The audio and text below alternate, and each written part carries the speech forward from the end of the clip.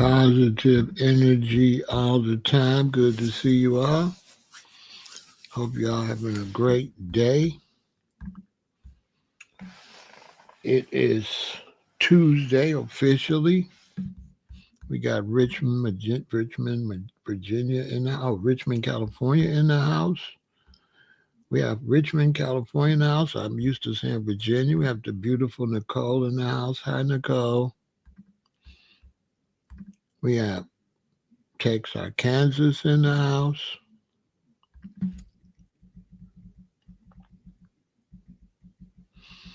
I'm representing Chicago, Illinois. Shout out to everybody on Pharaoh Said That Facebook. Shout out to everybody over on Twitch, Kick, YouTube, and Pharaoh El-Aton on Facebook.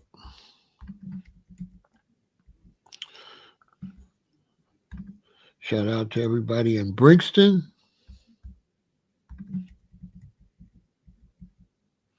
We got Woodbridge, Virginia in the house, originally from New York City. Hi, Nicole, with your extra pretty self.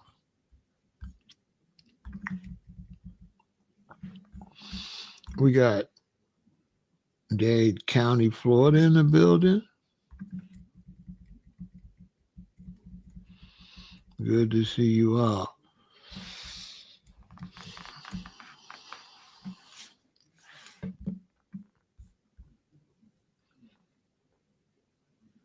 We got Oakland, California in the building. We got Clarksville, Tennessee. Greensboro, North Carolina. San Francisco is here. We got my brother Jabunny from over there in England, Great Britain. Salute to Jabunny. Nicole, I called you, but somebody said it wasn't your number anymore. But I hope you're doing well.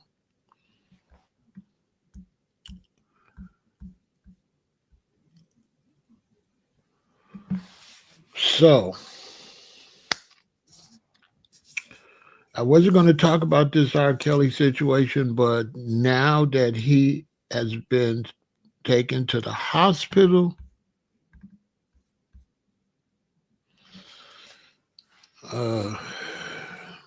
I will talk about it. There has been things going on with him. And I'm going to talk about those situations. This was already a story before today, so this is why I got to talk about it, because you might not know the backstory. There was already problems. He was trying to get out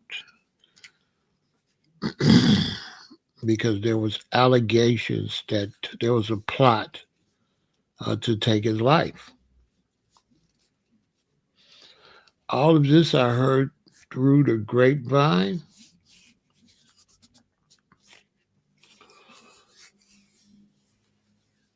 And so I'm going to tell you what I heard. I'm not going to remember all the exact details. But if you do want to hear more of the exact details, go over check out Poetic Flacco. That's where I got the first information from the other day. And I talked to some people in the city that gave me basically the same information.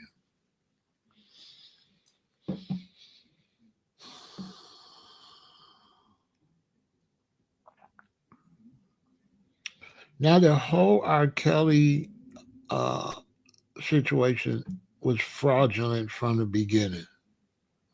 Okay. They locked him up on bogus charges. It was basically a extortion type situation with one of the young ladies that he was around. It was extortion. And when he didn't want to pay,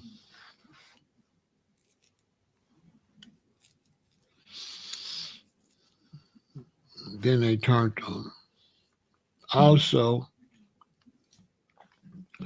when the ladies he was with got to beefing, and you know how a scorned woman, when the ladies he was with got to beefing, one of them got angry. He was with the other one and went and made some false allegations that really got him in trouble. Now she wants him out. She's sorry. For brothers out there, these women, they will, not women, but some women will, and not a lot, out of 100% of women, there's a small portion that will do this, but they will send you to prison. Some of them, when they get mad, and some men, when they get mad, they will be extremely violent to you ladies and then be sorry later. Some people don't know how to control themselves. So even though they might really love you, they don't have no sense though. So they'll hurt you even though they love you. They'll be like, well, they don't love you, hurt you. Yeah, they love you and hurt you if they got mental certain issues. But this can happen with women a lot when you got a lot of women, as Puffy's finding out. Puff wouldn't be in this mess if he wasn't mixing women together. Even though you might be doing something wrong, nobody would tell if you didn't scorn these women. So the R. Kelly situation is interesting. And the powers that be are all on the same side. They saying the story is not real, it's not credible. They're trying to protect the rest of the people that work for uh, law enforcement. Law enforcement sticks together.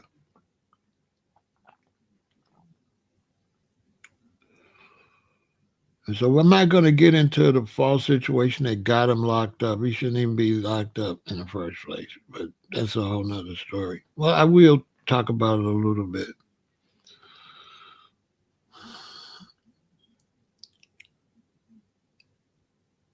They were all in us hanging out, a bunch of ladies. And it was like, let's go to some festival or something. They wanted to go to a concert or something out of state. So they all go on the plane and they go out of state. Now the situation is that the young lady, when she left on the flight to Chicago, she was legal. So it was legal in Chicago for her to get on the plane, but it's illegal where she landed at. So basically, halfway in the air, he broke the law. Which is come on. The law should the law should be based on where you leave from, not where you go. Okay, especially that particular law. Now, legal substances and stuff, yeah, it's legal there, but it's illegal here, so don't bring it here.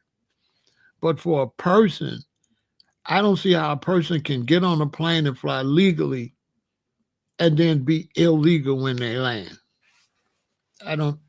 That makes no sense. And that's basically what happened.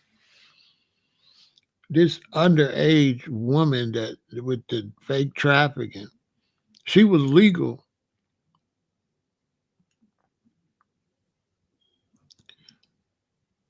in one state and just illegal in the other one,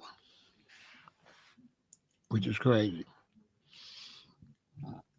So he goes through his thing and he gets locked up. They hype up a bunch of stuff because he was, strange.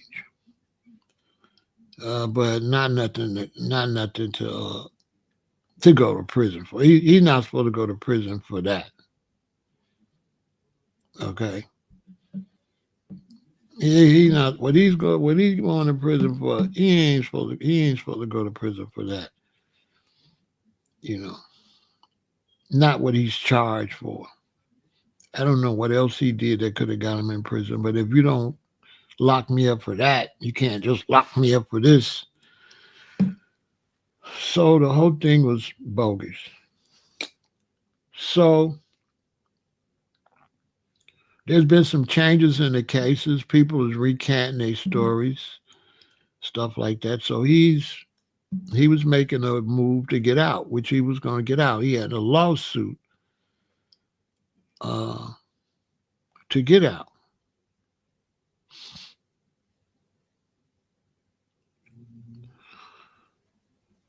And he had also a lawsuit against, I think, the prison system, something like that. So the prison system, this is all hearsay. The prison system solicited some Aryans, tried to solicit two, but it got down to one person that they wanted to do it. He was an Aryan. And they offered him a less sentence or something if he unalived R. Kelly. But that guard, they had did that guard dirty his whole sentence because that guard was an Aryan and he wanted to denounce his gang so that he can go to another prison and then he could get an early release. Something like that. So what the prison did is had somebody slide a letter under his door that like placed him still in the gang. Now the whole time he's been making complaints against the guards, complaints against the guards, complaints against the guards. So they slide this letter under his door that says he's still in this Aryan gang, this white supremacy gang. His cellies in there and see the letter come under the door. The man reports the letter. This is the one they're trying to get to unalive R. Kelly. They give him the letter. He reports the letter. He sets it up to go to the penitentiary court system and say, listen, somebody put this letter under my door trying to keep saying I'm in the gang when I'm not. I'm denouncing this Aryan Brotherhood. He brings in his cellie to say, yeah, he was there when the letter came in. Now, this man brings the letter to them. They say, they go get a handwriting expert to say it's not his handwriting. The prison court say, it is your letter, and give him some more time. Look, he brings the letter to them and says, somebody sent me this letter trying to set me up. They said, no, it's yours. They gave him some more time. Gave him some more time, put him in solidarity, put him in a unit where he could get hurt because now the Aryans know he's trying to get out of the gang. So they got a situation where he got to stay there with the people that want to unalive him. So basically trying to set him up the same way they was trying to set up R. Kelly. So they basically, according to this story, the prison actually went to the person they set up and tried to offer him to unset him up if he get rid of R. Kelly, because R. Kelly has got all this information and people at the penitentiary was going to lose their jobs and it's going to be a big lawsuit. They're going to lose a lot of money. R. Kelly has a big, big, big lawsuit. So it gets out that they're trying to unalive R. Kelly. What do you know? They put him in solitary confinement. What do you know? Now they give him some medicine. It's too much medicine. Now he almost passed away in the hospital. Let's think about that. He's snitching on the prison, telling that the prison is doing dirty stuff, saying that he's about to go home. He's got a big lawsuit, and they doing all type of stuff. Kels found out that they had placed somebody to unalive him. Went and told his lawyers and stuff. It made it into the media.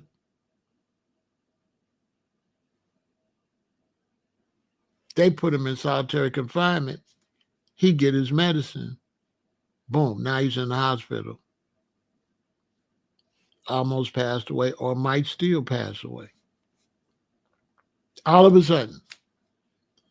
And out of both of them cases, the Aryan guy and R. Kelly, people quit. People quit. The person behind Snake and R. Kelly quit. As soon as the story got out, they was trying to unalive R. Kelly. The man quit.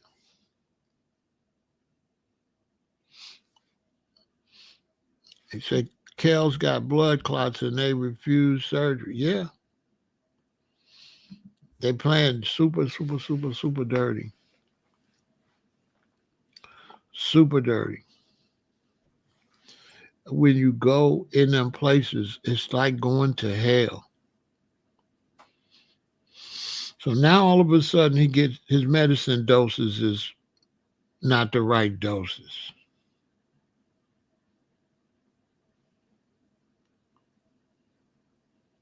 Now you got to understand these R. Kellys, Prince, Michael Jackson, they want that music. They want that music. If you don't think they want that music, if you don't think they want to cripple your estate and cripple your funds so that your people got to sell your catalog, you're highly mistaken. R. Kelly's catalog is one of the top catalogs you can own in music. He is probably most likely the number one R&B artist in history because Michael Jackson is pop. And there's no other artist that could match R. Kelly because R. Kelly wrote for Michael Jackson, wrote for Whitney Houston, wrote for Beyonce, wrote for all your top artists. He wrote their songs.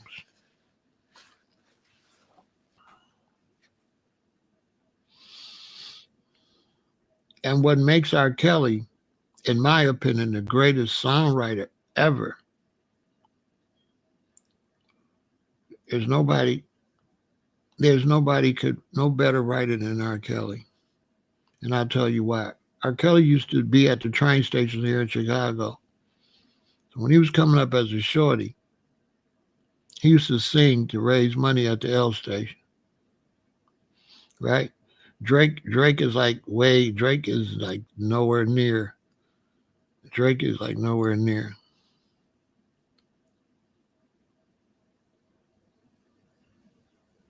Right? So what made R. Kelly such a great songwriter is, as a young person, he used to sing at the L. And what he used to do at the trains downtown, the subway, all in the subway, what he used to do, because people be downtown the subway, what he used to do to make money was he would look at who's walking up to him and he would sing the type of song that he think that person listened to. So let's say you were white and you was walking up. He would sing some big white artist and he would sing it just like the artist. So he didn't know it, but he was actually training himself the way he was hustling. So if you white and walk by, he might sing Kenny Rogers. If you're an older black person, he might sing Marvin Gaye. If you're a younger black person, he might sing Guy. Right?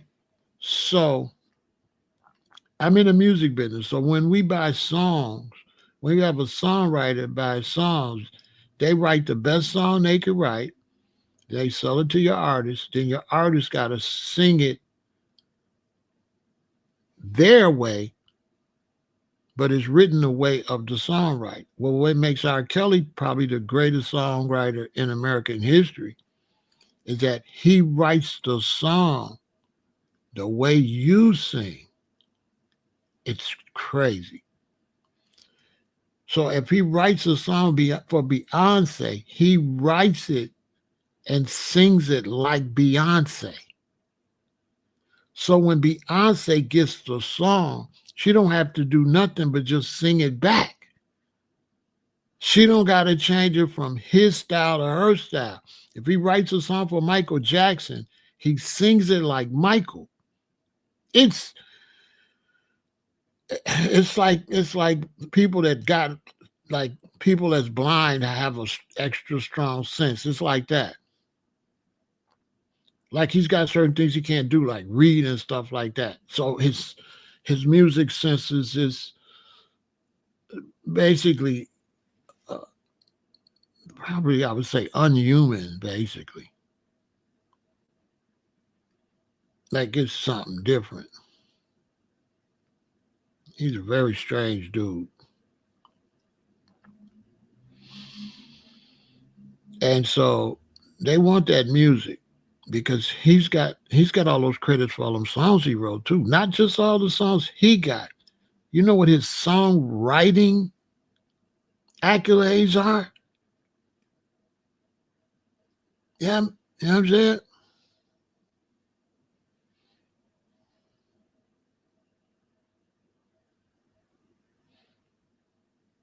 R. Kelly can read a little bit. He can write a little bit.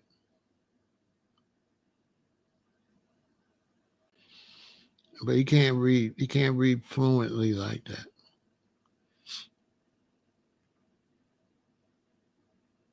And he's from that era. A lot of them can't read. Like you know how some people shout, oh, a lot of people can't read. But it's like a secret in America. He's basically normal. Like the fact he can't read is really normal, especially for his generation. He's younger than me. They can't read. They can't read. That's why they make up words. Y'all ever notice on social media how they all their words they say it how it sound? They can't read. That's why they say on phoneme and they spell it on F-O-dem, D-E-M. They can't read at all. That's a whole nother video I could do. Like we got a whole bunch of illiterate people, like more than you could ever imagine. But social media teach them how to pretend they could read. You know what I'm saying?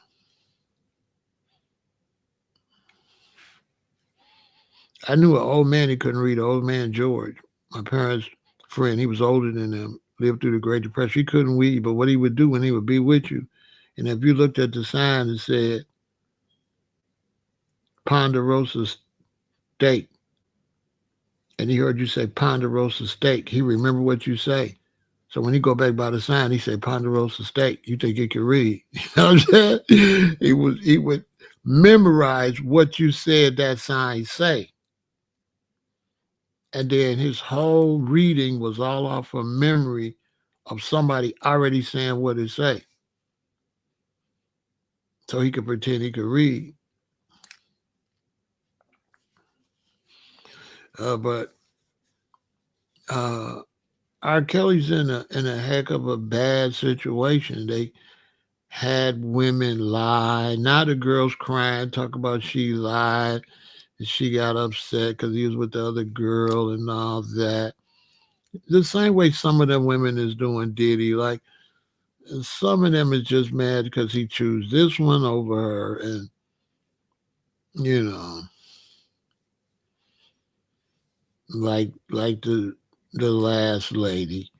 You know, her whole thing, you know, he's paying her bills and everything, and she mad because she never got to be number one. which she should have known she was number one because she should have known that Diddy was only with her to spite her father's daddy. How lame could you be? You know your father's dad, your son's daddy is. You're gonna let this man trick you out your spot just because he's trying to get at your son's daddy, and you went for it.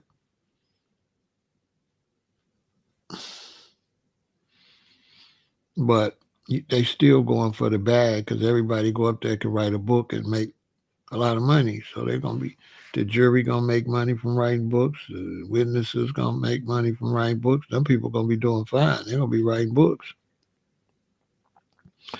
But the situation with R. Kelly, they trying to get rid of him.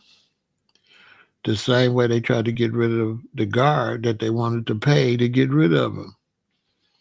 Well, not pay, but try to get him some time off so he could go home. So they tried to use somebody they set up R. Kelly to unalive him. So it's just crazy that there's a story to unalive him 1 minute, and then the next minute, this really happens. Somebody should be going to prison for this because it ain't this much coincidence in the world. We'll start with this. R. Kelly claims an inmate was hired to unalive him, asked for release from prison, house arrest. Now, this was on the 11th of June when this story broke. This was on the 11th of June.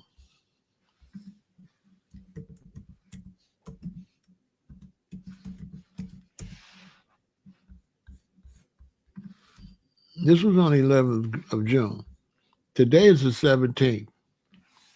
So it ain't even been a week. It ain't even been a week. It's been 6 days ago. So 6 days ago, this story breaks. R. Kelly legal team say the defamed R&B singer's life is in grave danger after an alleged unaliving for hire plot against him. R. Kelly's legal team fears his life may be in danger and is asking for his release from federal prison and to be moved to house arrest amid concerns he's become a target behind bars. According to emergency motion filed on June 10th, obtained by People magazine, Kelly's team alleged that 3 officials within the Bureau of Prisons devised a plot to have the 58-year-old R&B singer unalived by fellow inmate. No, when this broke, one of them prison officials retired, quit. The filing includes a startling admission from the current inmate, Michael Glenn Stein, who states that while he was incarcerated at the facility in Arizona, he was approached by high-ranking officials with the BOP to carry out an unaliving R. Kelly. This is the guy, Michael, that I was telling you about, that they did him the same way. And he's like, you've got to be kidding me. Y'all caused me to never get out. I'm sick. I'm passing away. Y'all gave me fake letters and everything and tried to set me up for the Aryans to unalive me when I didn't want to be in the Aryans no more.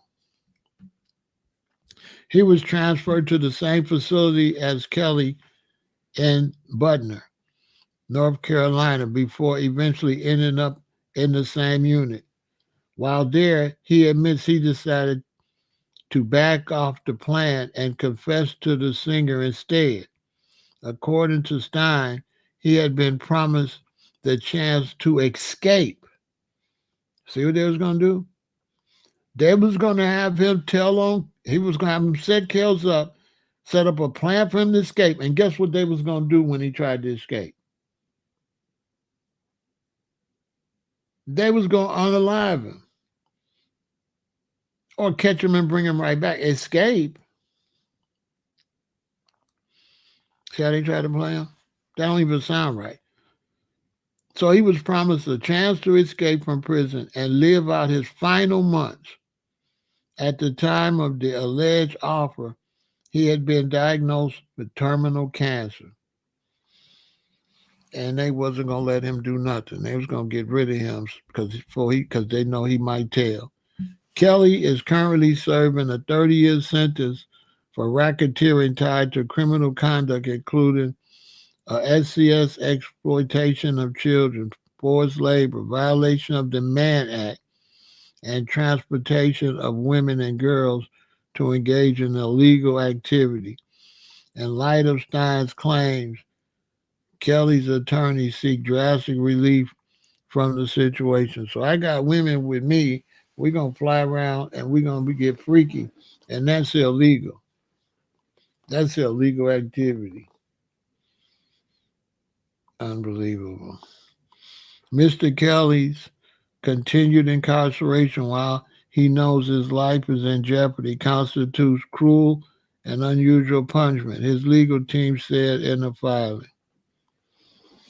During a press conference held Tuesday, Kelly's attorney, Bradley, told reporters, "We are seeking to the immediate release of R. Kelly and the solicitation of his murder for hire ranking BOP officers and officials. These are people who seek to unalive Mr. Kelly rather than allow the corrupt criminal conduct of those who manufacture his convictions be exposed," he continued. Because they was going to expose people that manufactured this conviction. He added that his office will be reaching out to President Donald Trump for help. While speaking to people, Bradley said they have reason to worry because his client has been attacked in the past. He is not safe in federal custody, he told the outlet while reiterating concerns that keeping him in prison is cruel and unusual punishment. Stein, who was also claimed to be a veteran member of the Aryan Brotherhood, further alleges he has been asked many times to orchestrate or participate in beatings, stabbings, and unalivings ordered by the AB and BOP officials. To show you that the Aryan Brotherhood is working with the Bureau of Prisons. According to Stein, when he arrived at Kelly's facility, an official approached him and said, "You need to do what you came here for." The inmate said he is willing to take a polygraph test to prove his claims, and he's willing to give the names of the inmates whose attacks he has ordered and been a part of. So as you can see, it's all a big old setup. It's all a big old setup. It's not a joke. It's not a joke at all. These people are not playing. It's super corrupt in there. Super corrupt.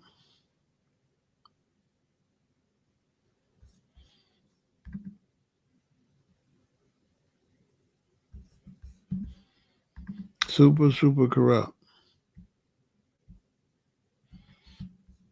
in there.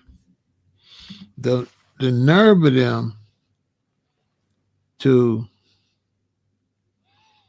try to pay somebody they did dirty to do somebody else dirty and think the person that they did dirty should trust them.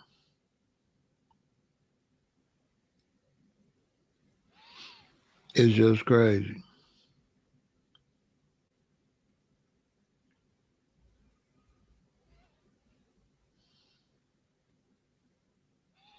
It's just crazy. And I can't say, uh, I can say for sure that they didn't get him on the other case. So they got him on a nonsense case. I think they shouldn't be able to do that. If you arrest me here and I'm a charge of something real egregious, and then I get off, don't go now. You can't go now and lock me up and just make up stuff to lock me up because you mad about this. You gotta win that case. But what they're doing is they're going back and retrying people to make sure they get them when they missed them the first time. And they'll just make up a fake case the second or third time. I don't really agree with that. It's like if you're going to get them on the case. If you can't get them on the case that you can get them on, don't go for no witch hunt to just get them anyway. Because I see a person say he don't care nothing about them, but that's based on a different case. Every case, you still got to be found guilty for that particular case. They can't know I'm guilty for something else and I beat it and then find me guilty over here. You understand what I'm saying? See, this is what Tim is saying, the same thing. A lot of people not understanding what I'm saying. No matter what you did, they got to get you on that case. On this case, none of them girls was underage. Not a one. Those was not underage girls. Those girls was all legal. Every last one of them. As a matter of fact, Tim, the parents sent that girl to him. Sent the girl to him and tried to have the girl set him up. The parents for money.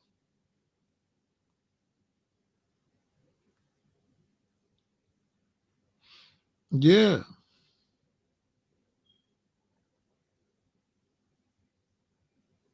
They wanted him to pay, and when he didn't pay, that's when that daddy was out there hollering and screaming to make that case like that, when he couldn't get no more money. Because if R. Kelly was already went through a case with a minor, Tim, would you send your daughter to him?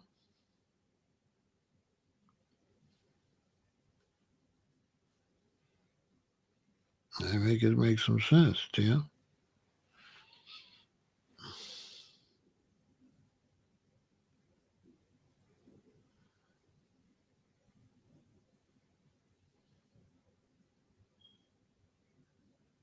You know what I'm saying?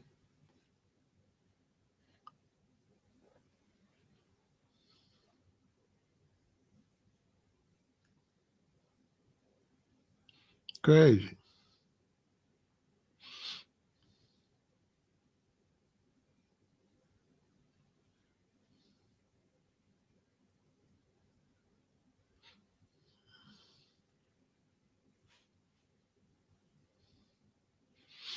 And then men are being charged of doing something wrong for sleeping with women that was the same age as our grandparents when your granddaddy slept with her.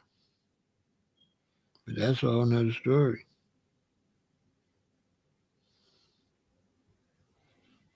So it's just crazy all the way around.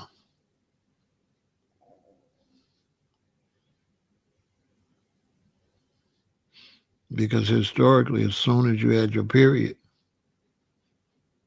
that meant you was ready to get pregnant. Then they came out with the jailbait. They started pushing the jailbait like 70s. That's when you first heard jailbait. That's why I always said, see, Malcolm X was from one generation, Elijah was from another generation. Elijah was Malcolm was trying to judge Elijah, but he was trying to judge Elijah based on his generation instead of Elijah's generation. In Elijah's generation, he wasn't doing nothing wrong. In Malcolm's generation, he was doing something wrong. Because that whole jailbait thing started when I was in like sixth grade, like that. That's when that started. Before then, it wasn't none of that. That's new.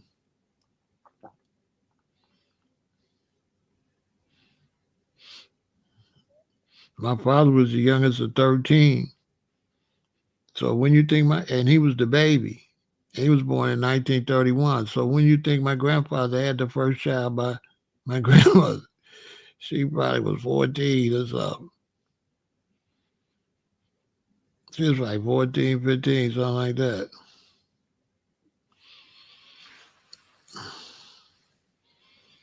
And my daddy, youngest of 13. You know how long a woman take her to have 13 babies?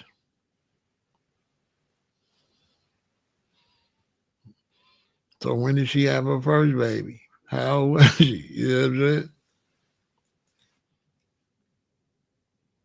So, times change and stuff like that.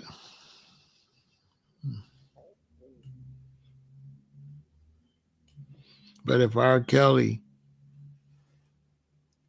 didn't have all them hit records and stuff, he wouldn't be in prison.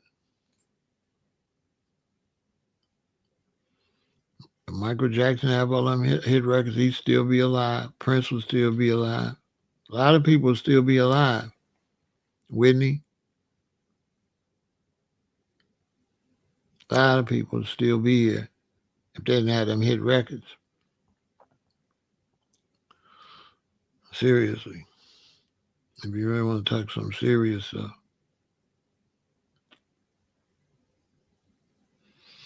You know what I'm saying?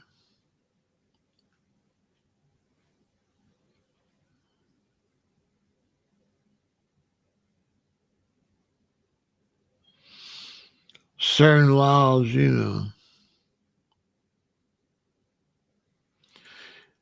how do I prosecute you if somebody did stuff to you when you was a kid? You know? See what I'm saying? Somebody did something to you when you was a kid and messed your whole time clock up. Now you grow up messed up. Now we punish you. You know what I'm saying? And say it's law. But the real law would be if somebody did you like that and you did somebody like that, we really supposed to lock up the person did you like that. But the reason they can't, because somebody did them like that. There's no longer here. Somebody did them like this. You know what I'm saying? And so if you was really against sleeping with minors, then you would be for reparations for Black Americans, because that's what they was doing. And slavery. Yeah, I don't see nobody shaming slavery. Nobody won't give us our reparations. So this half righteousness, I ain't with no half-ass righteousness. I'm not with no, so then you start saying, well, that was a long time ago. That was, but we the victims of it, though. If you grape my mother and she had me, I'm a victim.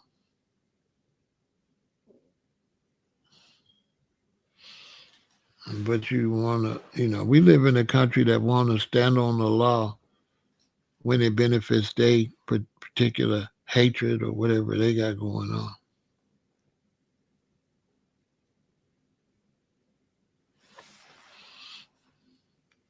It's kind of like that.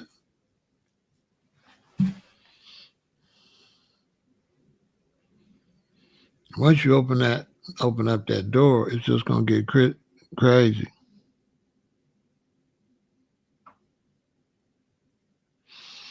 Yeah, they need to clean it up for sure.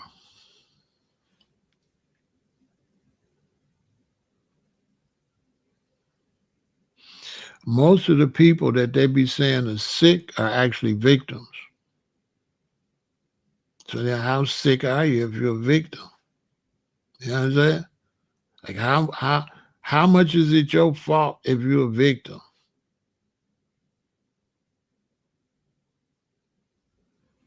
That's the part that's just crazy. How much should I dislike you when you a victim and you just all messed up?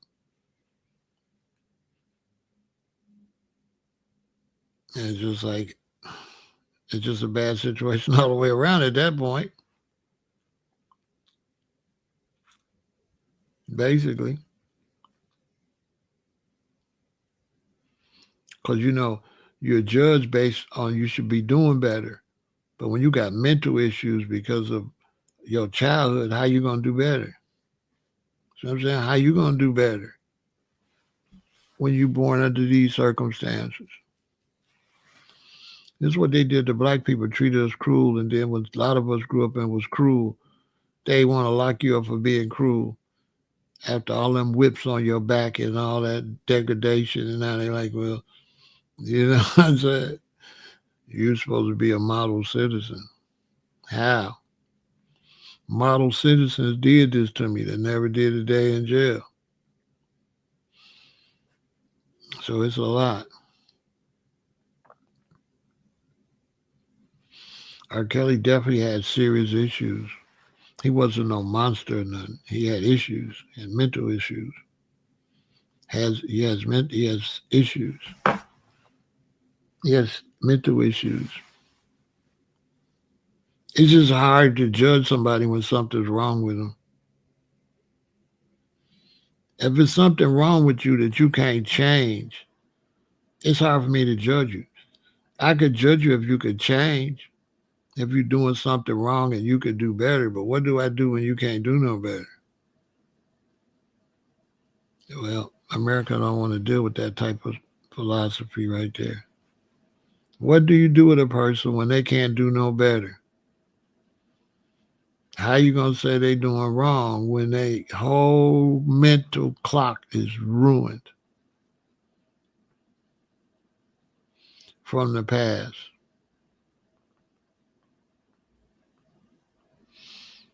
Yeah. What a lot of people don't know, that slavery got passed down. All that behavior, all that behavior is still out here. So when people talking about they wasn't here, that slavery is still here. All that trauma, all that hate, it just got passed down. It didn't go nowhere.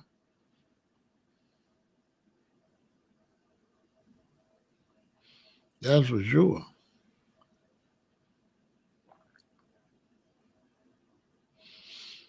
At my age, you trying to date, you trying to find somebody, like me, I came up in a good childhood and stuff. You know how hard it is to find a woman that came up with a good childhood that ain't got issues? It ain't easy.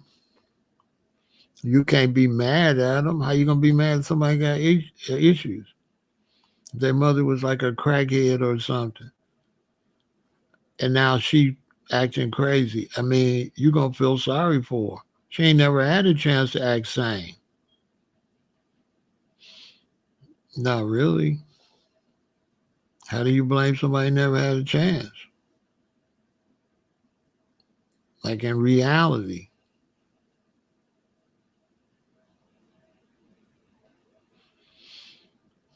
it's serious.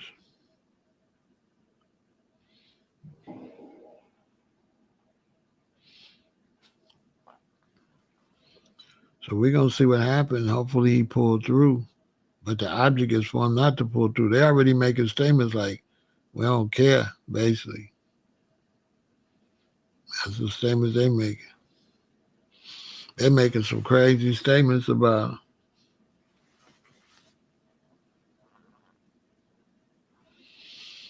I used to work at the same studio with him. He was in Studio One, I was in Studio Two. So I used to see him, I used to go to the studio at least four nights a week. sometime 5, but we got the project we got to get done. He worked in Studio 1. I worked in Studio 2. I never talked to him. I used to just wave.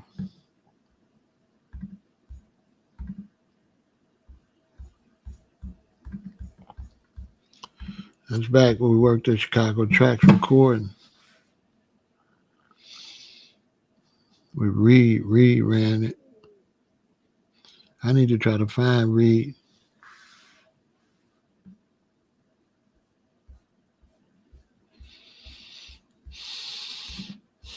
I never really was around him.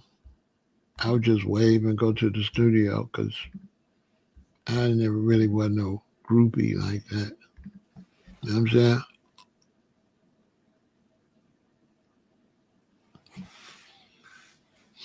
When I call the young generation weird for not having kids, right? Let me ask you something. If it's a young generation and I tell them they weird for having kids, am I trying to encourage them to still not have kids, or am I trying to encourage them to have kids? And so, like, I can understand you trying to question me, but if you don't know my motives, you might not know what you're talking about, Tim. You might just be trying to say something because of my last statement.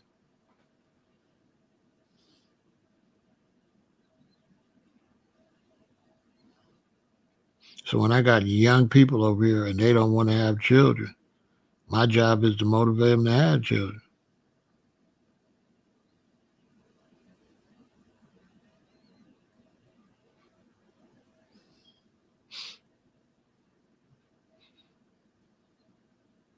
And for the record,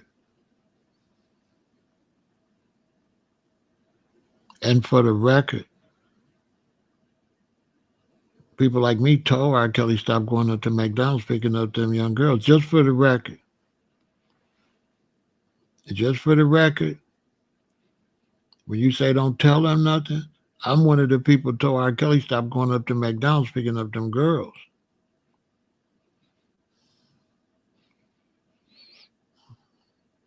At his video shooting Harvey.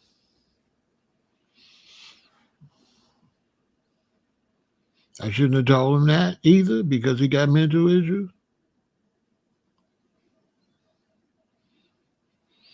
I was telling him so he wouldn't be in the situation he in now. It was up to him to listen, but I can't take his mental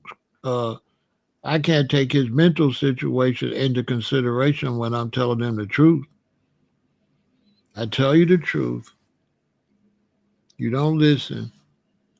And then I consider your mental situation. I do both. So I tell you the truth. I got what you should try to do. But if you can't do it, I have to take into consideration your mental. So I'm not understanding what you're saying. R. Kelly has mental. His sister molested him as a child.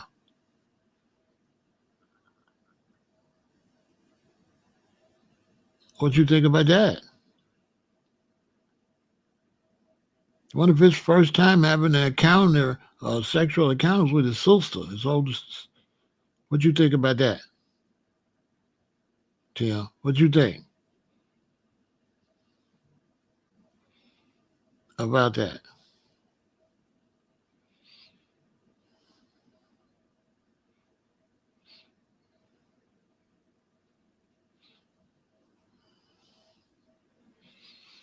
So I'm trying to figure out how you gonna come over here and try to tell me how to teach and talk on my own account. I'm trying to figure you out. I'm doing me. I'm on my account saying what I wanted to say. I'm trying to figure out what you tell me to remember what to tell people while you trying to tell me something. You like double talking. You trying to tell me don't tell nobody something while you trying to tell me something. Like make some sense. Like I'm not understanding you. You was on like some personal. I don't know what you on. I don't understand you. I have no idea. I don't know what your motives is.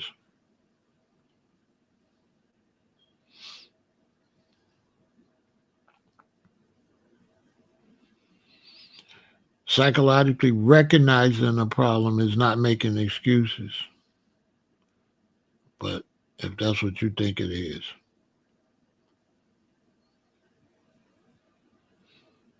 if you want a person to stop drinking, but they're an alcoholic, you're going to keep trying to encourage them to stop drinking. But when they drink, you're going to recognize, well, they are an alcoholic. So I'm just confused how you trying to twist those two. The facts of their addiction is going to stay like that, even though you're trying to change them.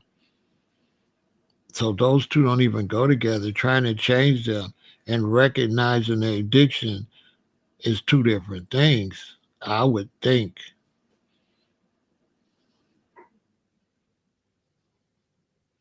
I wouldn't think that recognizing their addiction is gonna make you say, "Well, go ahead and be addicted." I don't know. I'm confused. You confusing me,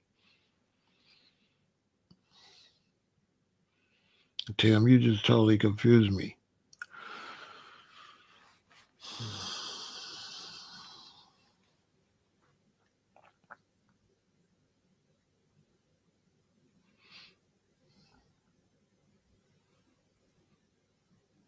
But here's the thing: the music industry is not no cool people in the music industry, right?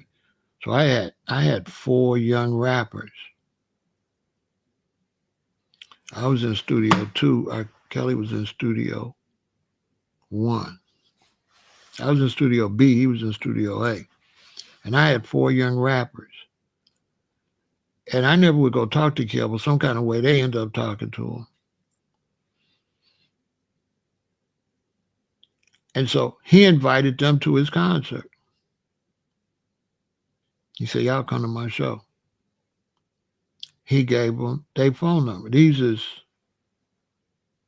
four dudes.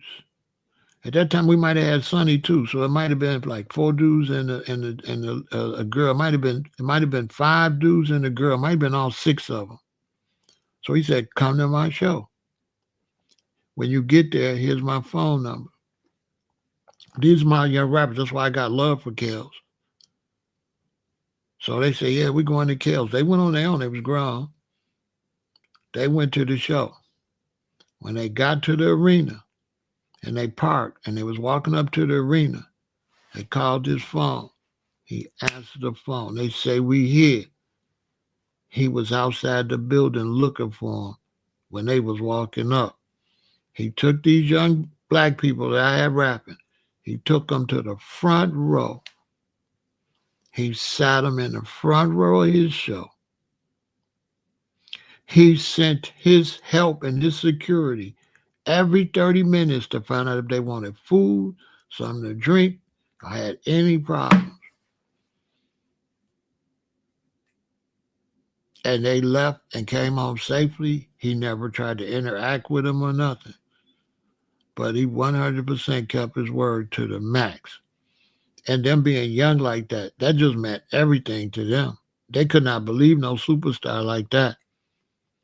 They couldn't believe no superstar like that would be standing out the back of the thing and say, "Come right to the back. I'm right here." Now, y'all know sometimes when you call people and they promise you stuff, y'all know they don't answer the phone. They come up missing. No. When they got there and he's finna do a show, but he answered that phone. They say, "We here." He said, "Walk down here." Right? They walked down there. He was standing outside. He took him in, sat him in the front row.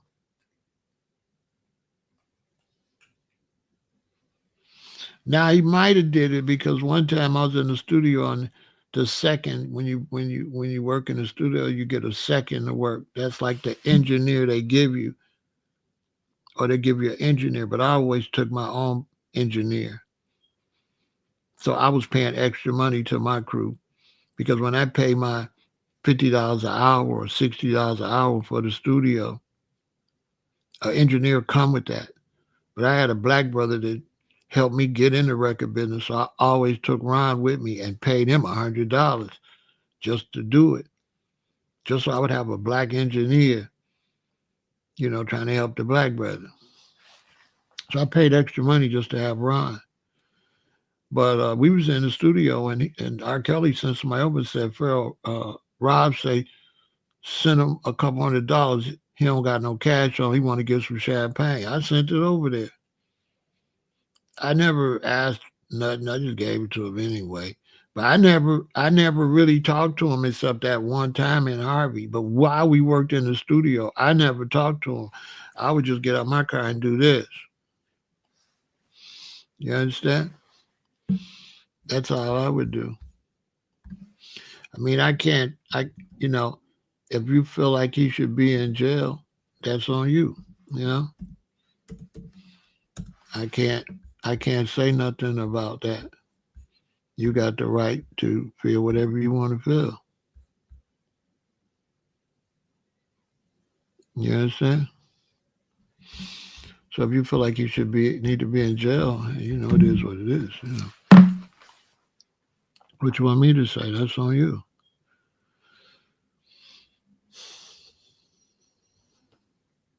But he needs to be in jail for the crime he did. What he's in there for now is a bogus charge. He's not in there for nothing legit right now. So Fizz, if you do something wrong and you beat the case, and we all know you did wrong, but then you catch another case, but in that case you really ain't did nothing wrong, and they railroad you. I can't wish you should be in jail for that particular case. So if you're not in jail for the case you're supposed to be in jail for, I don't support the system using your bad reputation and just locking you up on bogus charges.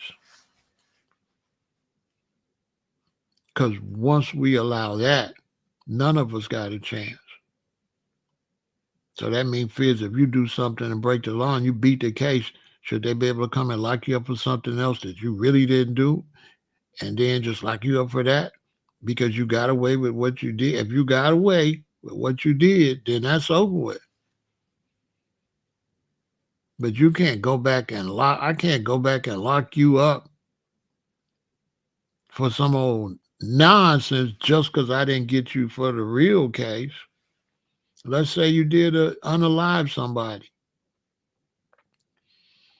We take it to court, but we don't got quite enough information. The case fall apart. You beat it. I can't just go now and just get you for just any case, and then everybody feel like you really did it on the last case. So now they say you need to be in jail anyway. No, you need to be in jail for the case they charge you for. You can't be in jail for anything else other than that case. And the case he's in there for now ain't no minors in that case. That case is all fake. Basically,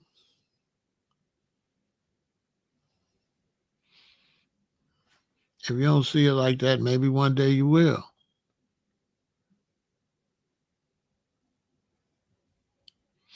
You understand?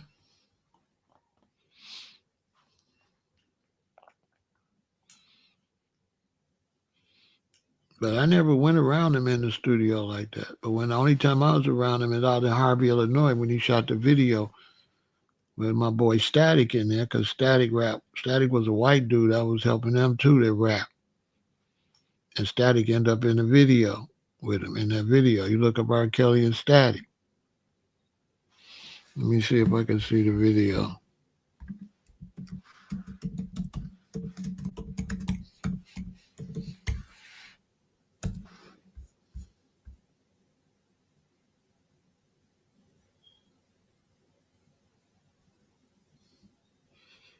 The 2-2 Beep Beep remix, I think, is it. Zach TV, I think, shot that.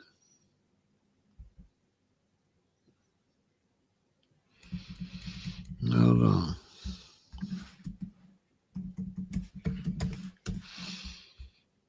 As my boy Static. He started out with me.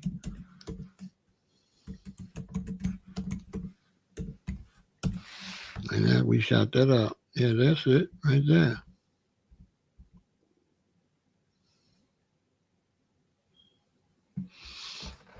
I didn't know Zach shot that.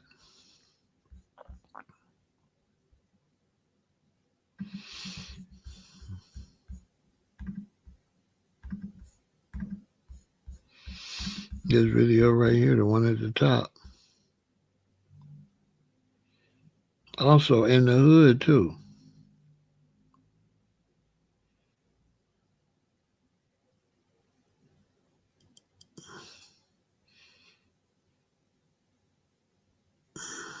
In the hood, the one we shot in Harvey, I think. Mm-hmm.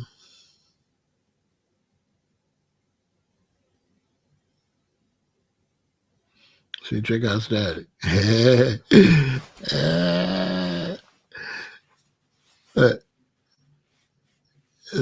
Static, he rap like Twister.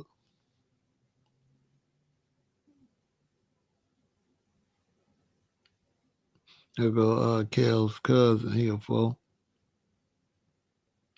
Yeah, they got all a fool.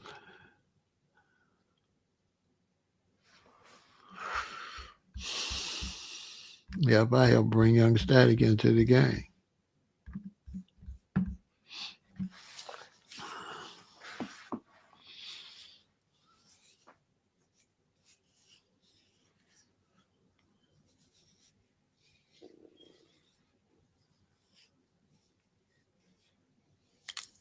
And this last case is straight.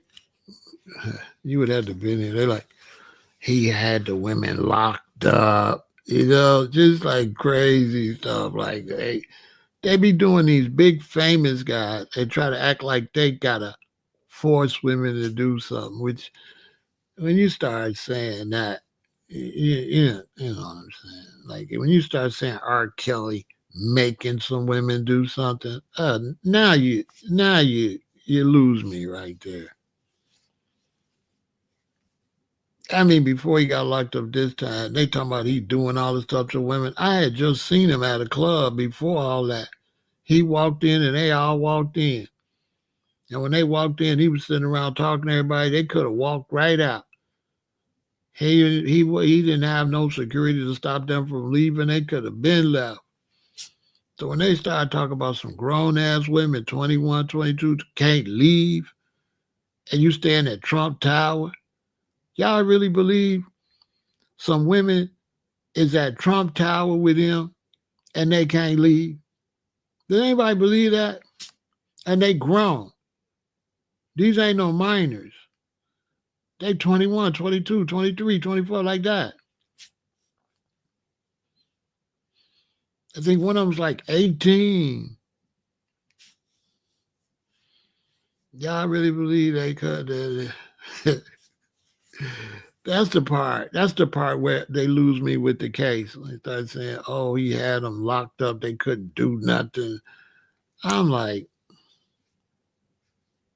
when you start saying black women and you start saying somebody like that, and black women can't do what they want to do, right there, you lose me, because you can't get no black woman to listen to you. Come on, y'all women listen to you. You can't even get your wife to do everything you tell her to do. So how you get? But whatever. Like Dad, come on. I mean, don't tell me something that I know I cannot do.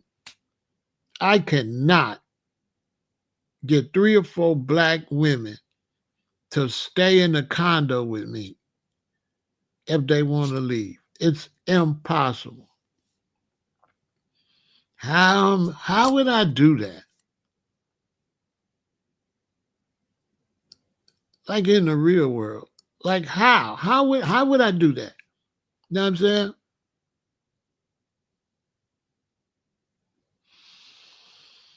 I mean, they wanted to be with R. Kelly. Well, a lot of them parents, you know, Allegedly, R. Kelly was with Aaliyah's mama and Aaliyah. They're not the women, the mothers. R. Kelly was hitting the mothers too, the mama and the daughter. They trying to act like all he was doing was chasing young girls. He was hitting the mother and the daughter. Parents was giving their children to him. That's a fact. They gave them. That daddy that was out there crying, send my daughter out. He sent his daughter to him and told his daughter to try to get films and try to get stuff to extort her. Told his daughter to try to set him up. So did. Allegedly. This is what they saying. This is what people are telling me.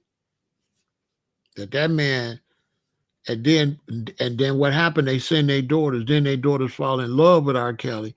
Now their daughters don't send my mom and them nothing. So then the parents get mad, talking about he got my daughter brainwashed. This is what really be happening. They send their daughter to him. Their daughter work for mommy and daddy. The daughter go fall in love with Kells. And you know what happened when a woman fall in love, and then she be like, the hell with mommy and daddy. Now you telling her you got that man telling you what to do, but she know you sent her. So your daughter looking at like you the one told, you see what I'm saying? Imagine sending your daughter to R. Kelly and then 2 years later saying he got your daughter. You know what I'm saying? Real talk. That's what was happening. They was sending, man, people so greedy for money. Most of that stuff happened to Kelly and Diddy is bogus. It's jealousy and people trying to flip a crime on to you that they was participating in. So it really wasn't no crime. Look at them women in the R. Kelly and in the Diddy case. They all participated. So where's the crime?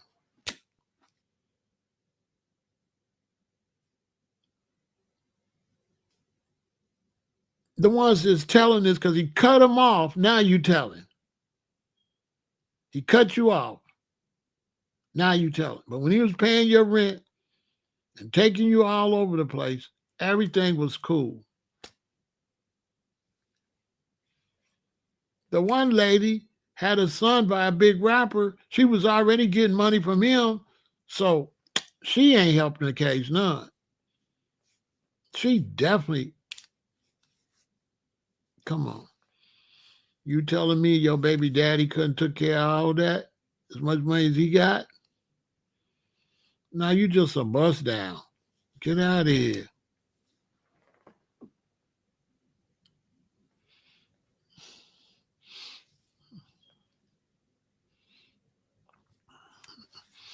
I don't know. You got to show me where I said that at.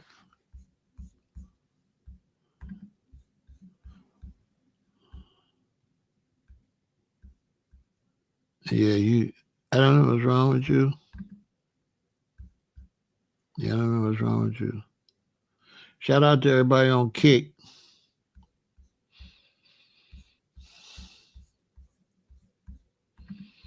It's a bunch of strangers on Kick, but it's cool. They got to do something about the trolls, but I guess trolls is everywhere.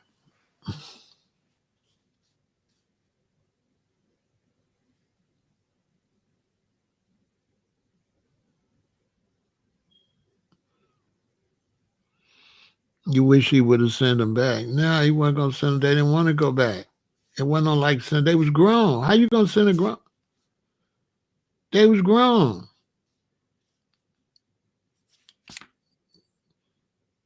If I'm with your daughter and your daughter 21, and you talking about you want your baby back, I got your baby and she 21. She 20. She 19. She 19 years old. You know what I'm saying? She 19 years old.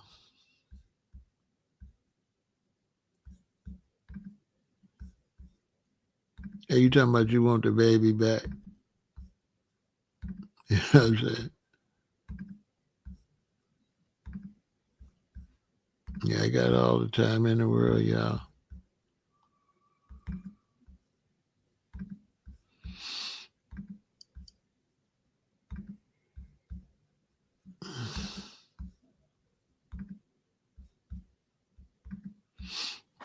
They got like hella trolls on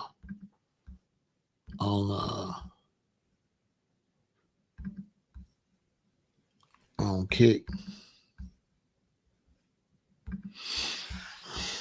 They be trying to have fun. They be weird.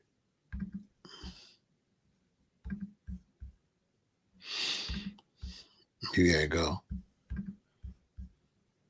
But they got like a troll army. That's crazy.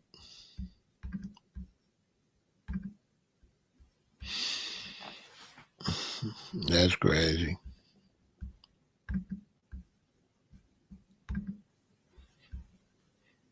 They gotta fix that.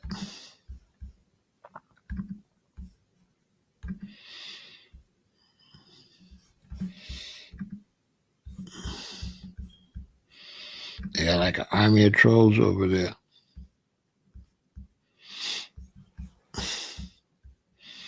I guess they having fun. What a messed up life, huh?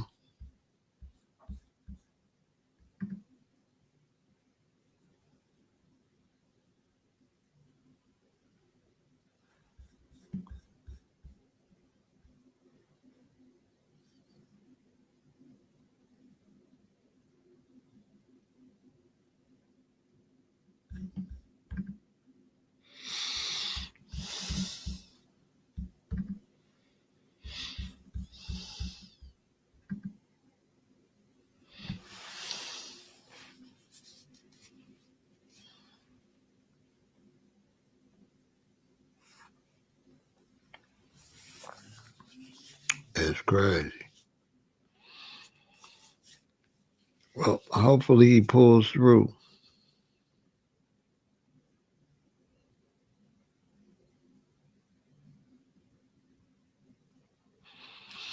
Hopefully. Hopefully he pulls through. That'll be a good thing.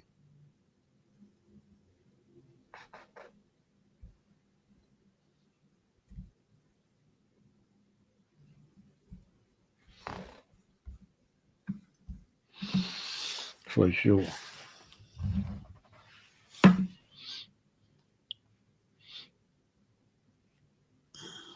When you got that music like that,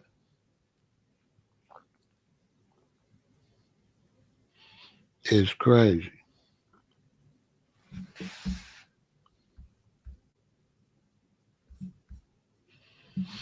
Yeah, good to see you. Yeah, when you got that music like that, it's crazy. That whole world is crazy, and they had it like what happens is they'll have an era where everybody's doing something, so you doing it, but then two or three of y'all get ousted, so y'all look crazy, but everybody was doing it, so it was normal. It's crazy, like everybody do it, so it is normal, but then nobody knows everybody's doing it. So then they find out I'm doing it. Then they oust me and make me look like I'm some kind of weirdo when everybody's doing this. And then only one or two of us get all the blame, you know? Because you can tell with Diddy that everybody was doing that. You could tell. Like he wasn't doing nothing outside of the normal. That's what it looked like to me. It looked like he was doing what everybody was doing. That's what it looked like. It don't look like Diddy was doing nothing like extraordinary. It looked like he was doing something normal to me.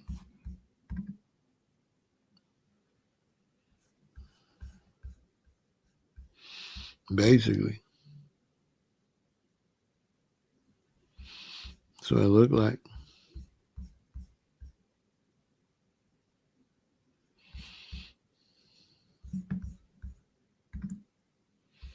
That's what it looked like to me.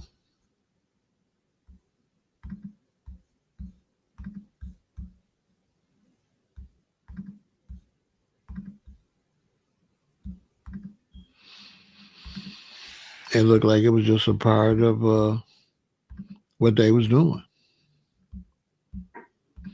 That's what it looked like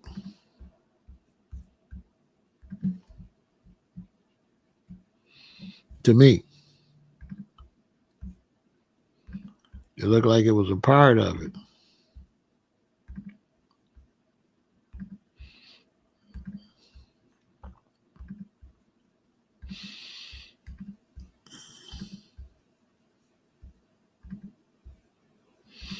Yeah, it looked normal. It looked like it was just something they did. They was all doing crazy stuff at one time. And now they just gonna oust everybody, basically. They gonna oust everybody, basically.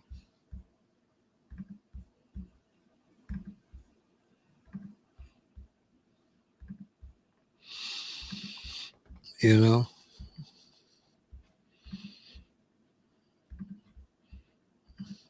That's why you gotta be careful when you get into these when you get into music, sports, stuff like that. You gotta be careful.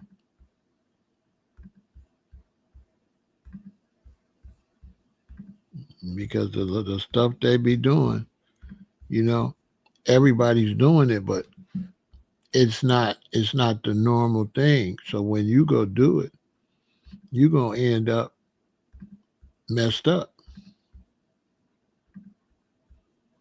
when you go do it.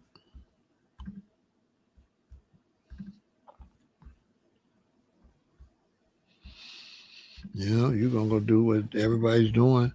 You're gonna think it's the norm, and next thing you in a bind. You the one in the bind.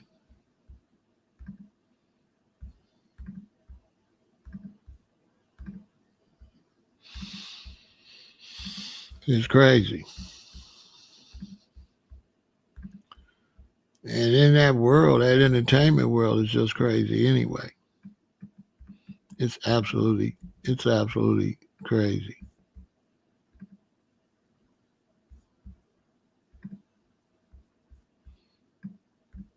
in that world of entertainment. You know, you get in that world, it's just absolutely crazy.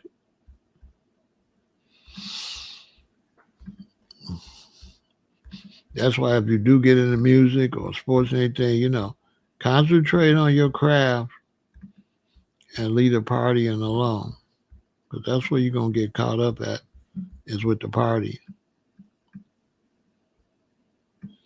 The partying is gonna end you, no doubt.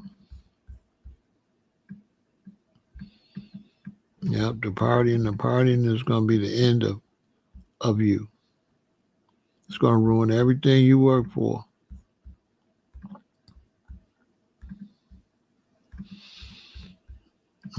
Everything you work for is gonna go down the drain.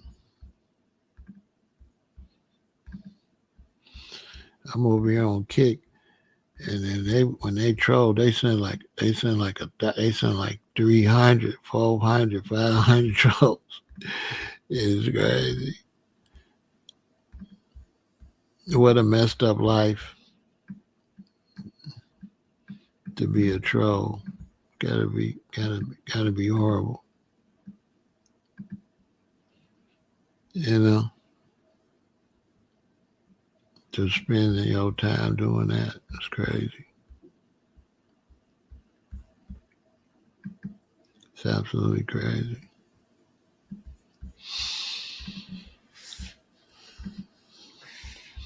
So we gotta wait to see if he recover. You know, we gotta wait to see if he recover.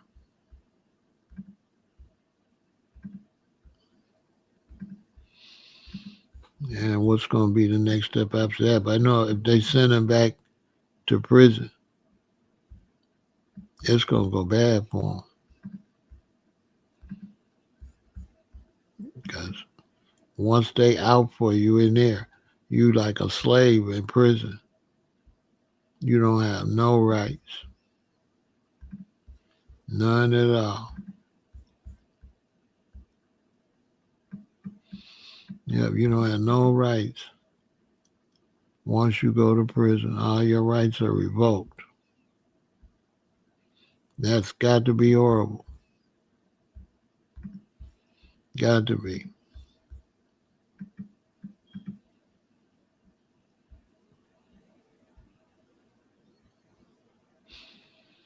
Got to be horrible. You can't trust nobody, and they got all the power. They're going to have to fix the prison system where they don't have so much power, though. Because how you working in a prison, but you ain't upholding no laws. You in there breaking the laws, but you the law.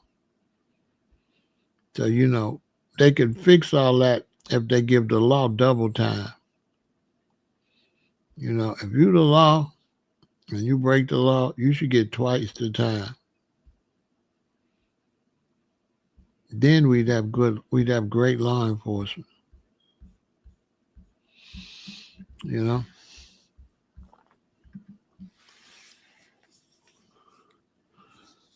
they messed with his medicine. They did something to his medicine. You know what I'm saying?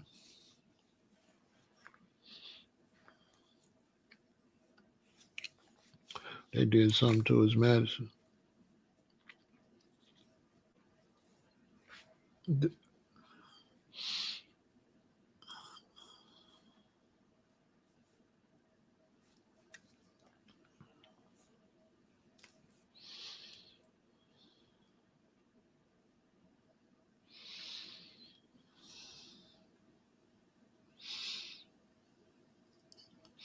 Yeah, he got blood clots too. You said the money Diddy got led him to that. The Diddy trial, uh, the Diddy trial is fake to Tough Woman. The Diddy trial, they try to figure out a way how to prosecute him and save all the big famous people out of the case, because you already know there's more people involved in that than him. So they're trying to protect certain people, and so they pick certain people, certain situations to prosecute them that won't bleed over into the rest of Hollywood and the music industry, because we all know that them people ain't the people. We know that. And we know whatever they took out of his house is not at that trial. Okay? You know that certain people's information they took out that house is being protected and certain people's not. And they prosecuting the people that was only around a bunch of small people. They're not prosecuting the ones that was around the big celebrities. It's just like me. I'm Diddy. I'm around the big celebrities doing stuff, and then I'm around this little crew doing stuff, and they prosecute me for that.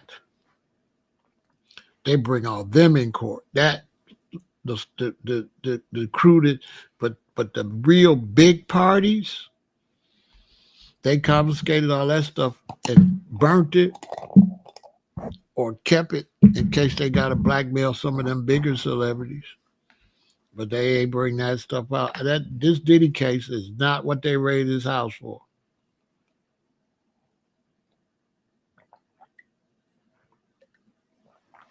What I'm hearing at that trial, nobody can convince me. Hey, Tough Woman, they did not raid that house for the information that we're hearing.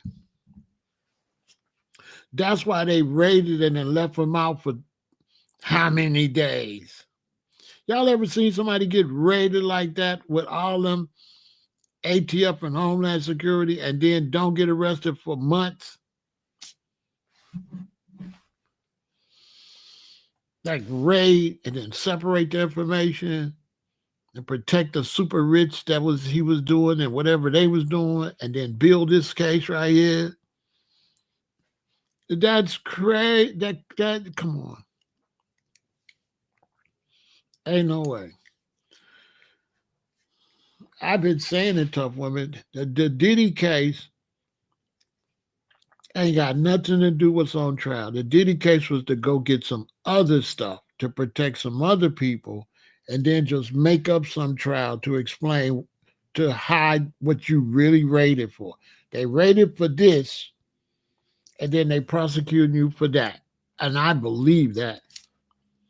They raided you to get that information of all them high profile people and to protect that information, and left you out on the streets so they could get the facts straight with you. You better not say nothing. And then prosecuting you for these people over here. And everybody said, that's not no freak offs. We thought the freak offs was something else. Y'all thought that was the freak offs. We all knew the freak offs was freak offs. We all knew the freak offs was a bunch of famous people. Everybody knew that. So that's why everybody was looking at the case crazy when it was just these couple of chicks. We like, that ain't the freak off. Come on.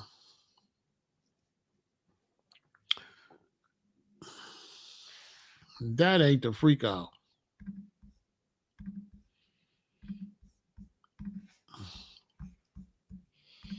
I knew that. I said, oh, they okay. you know, I knew that. I knew that right off the top. I was like, oh, okay. They doing the overplay for the underplay. I knew that right off the top.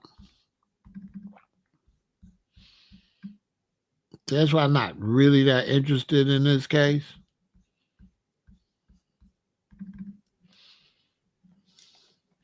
Ain't no way. Ain't no way in the world.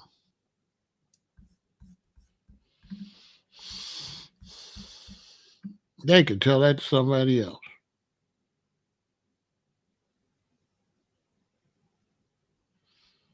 Because ain't no way in the world that's the case. They got to tell that to somebody else.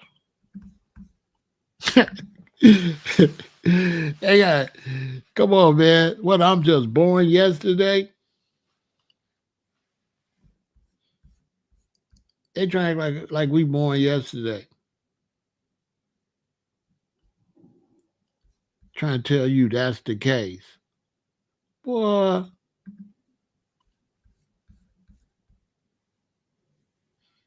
they better tell that to somebody else. Ain't no way we believe that's the case. You got to tell somebody, boy, they got to tell somebody else that. Yeah, big Barnett. Yeah, they went in there to get them tapes and get that situation. Then they come and get him later.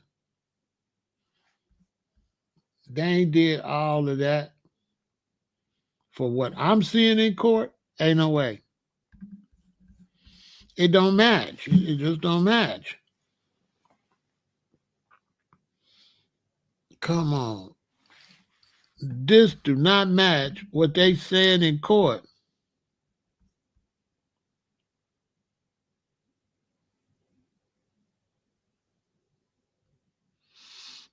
Ty's Kitchen. You already know, sweetheart. You already know. We'll find out in the morning. You already know, sweetie. They trying to make me think they did all of this for this case. This do not match what I'm watching, what I'm listening to. This don't match that. Remind me, my children used to watch Sesame Street. Is that it? What is that? One of these things is not the same. What is that the kids used to watch? You know what I'm saying? What was that song? You get it mixed up. I got 6 children. It's rough when you got 6 children. I should do a whole video about that. Having 6 children and having to watch everything from Clifford the Big Red Dog to Power Rangers and Powerpuff Girls. Yeah, I had to watch all that all them years.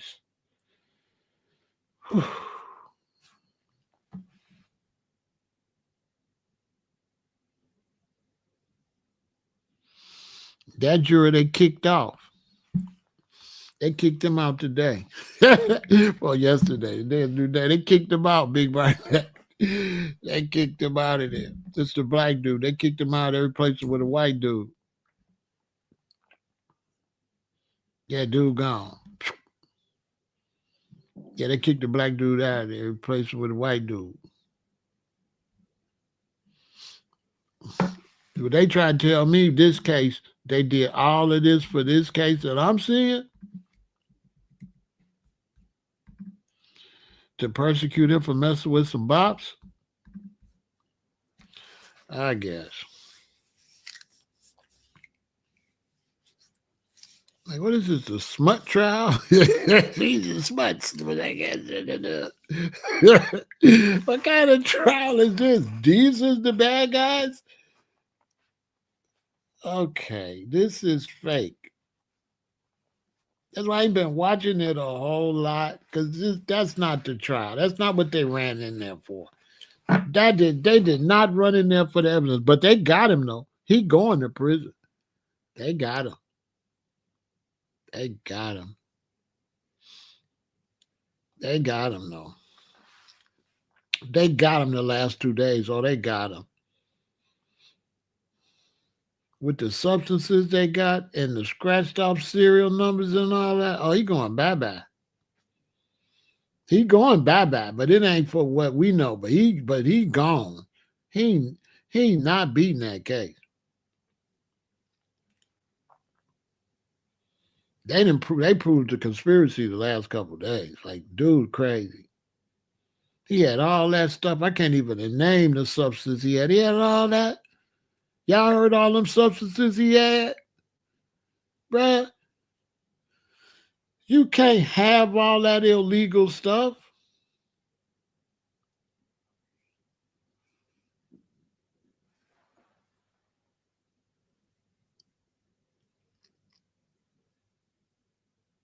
Yeah, he kicked Jurassic gone. Listen, Diddy going bye-bye. This, don't be no criminal if you're not no criminal. You cannot have the illegal substances and guns at the same spot. You going bye-bye. Then there's certain illegal substances you can't have it at all. Okay?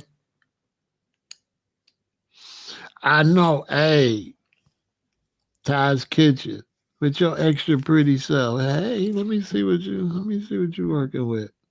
Ooh.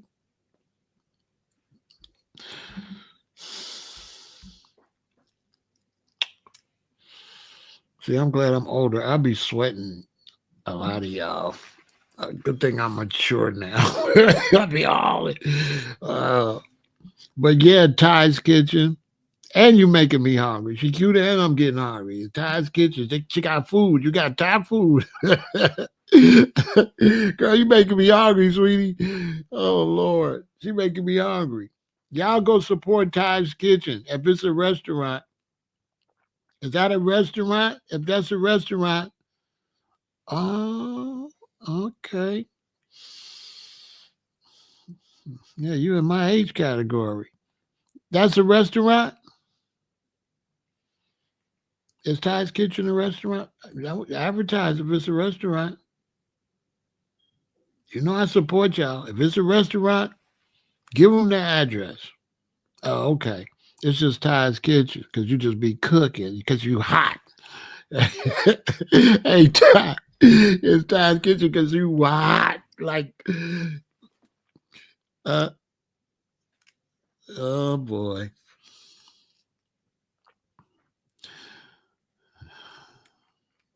See, y'all better, man, listen. She probably married though. You had to scoop that up quick, like some ice cream, double scoop. You'd have to scoop that up. But yeah. Oh yeah, I'm not gonna miss the mule tomorrow. Who you be watching that be talking? Who you watch? Is one white dude be talking to JRL or RAJL or something? But he's a little, I don't know. I I be watching academics do it, but I be watching uh the brother with soul. I be watching him. That's my man.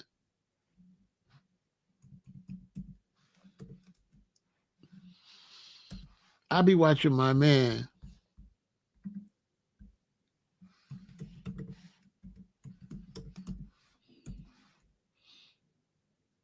The podcast with soul. I started out by watching him though. I started out by watching him because he was doing exercises. Yeah, yeah, my man Sean G. I started watching Sean G. I was trying to remember his podcast. The podcast was so. So I started watching Sean G because he was doing exercises, and then he got into the Big Meech situation. And I was watching him. Now he downtown. He blowing up. I like Sean G. You know what I'm saying? Yeah, Sean G. That's the man. Cool brother. You know what I'm saying? I'll be watching his workouts though. I'll be watching his workout. Today, Jonathan Lee is weird, ain't he?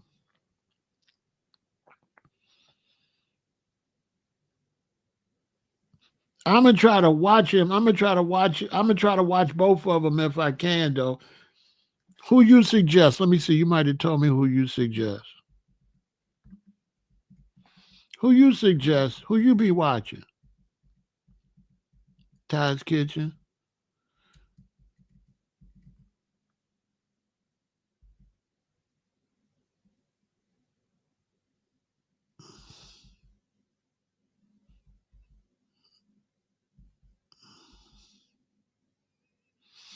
Yeah, who you be watching? Ty's Kitchen.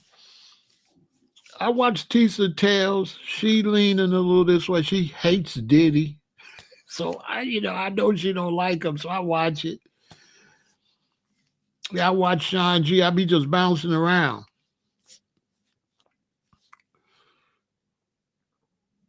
Yeah, I just be bouncing around trying to watch them. I watch Jonathan Lee be on it early. I think that's on the white dude, right? He be on it early. He be on it early.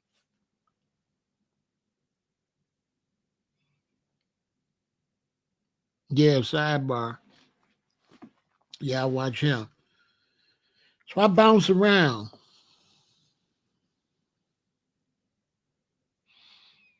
I bounce around. But yeah, tomorrow's go. They gonna make him snitch. He's snitching. He's snitching.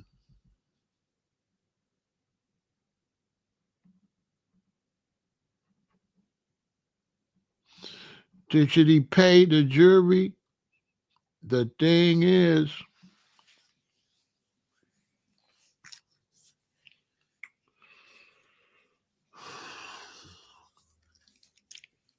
when you start trying to do stuff like that, Big Barnett,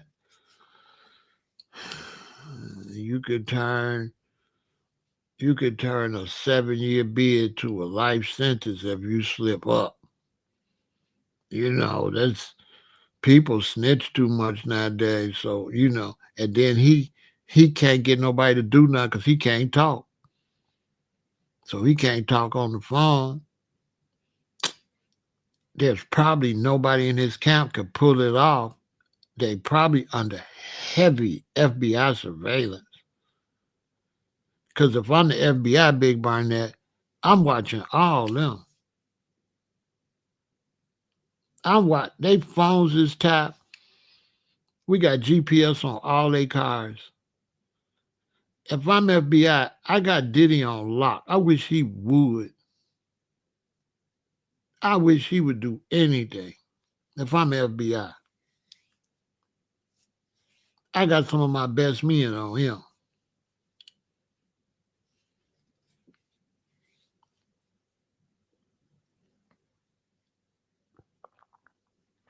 I think that the case was a case where it looked like Diddy could beat it. And I think they played the case where the prosecution looked like they didn't have a strong case. And I believe the prosecution set it up like that. Because the mole from last week is today, he going to prison today. Last week it looked like, but today he going to prison. Because they just showed evidence that's going to trump all that other stuff. There's no way as a juror I could say you innocent. And you got all this illicit stuff. You got all these weapons. You got serial numbers filed off. If I'm an honest juror, I'm finding them guilty. Bro, you what you thought you was? You ordering this stuff. You weren't ordering illicit stuff through your record label and your company. Like this dude was buying illicit stuff with his business. Bro, you supposed to go to prison. In the streets, you supposed, bro, tell me you wasn't using, what is it, Bad Boy Global? Bro, you was buying this stuff with Bad Boy, you had Bad Boy Global buying this stuff? Bruh.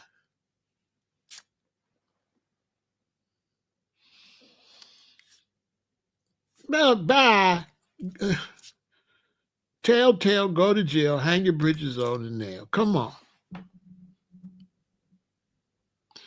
Man, Ty's Kitchen. Can you believe that man used that business to do that? And I'm talking about strong illicit stuff. He ain't buying he buying. Did y'all hear the substances he was buying? I don't want to say them because I don't know what I could say over here. Did y'all hear the kind of stuff he was buying?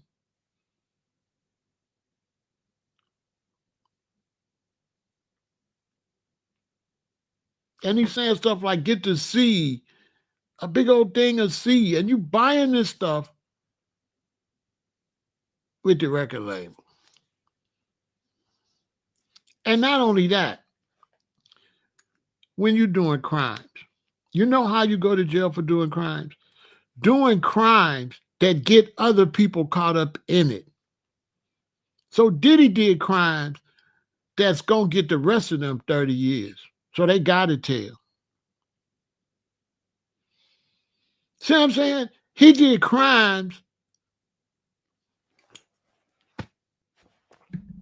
He did crimes with people that got to tell.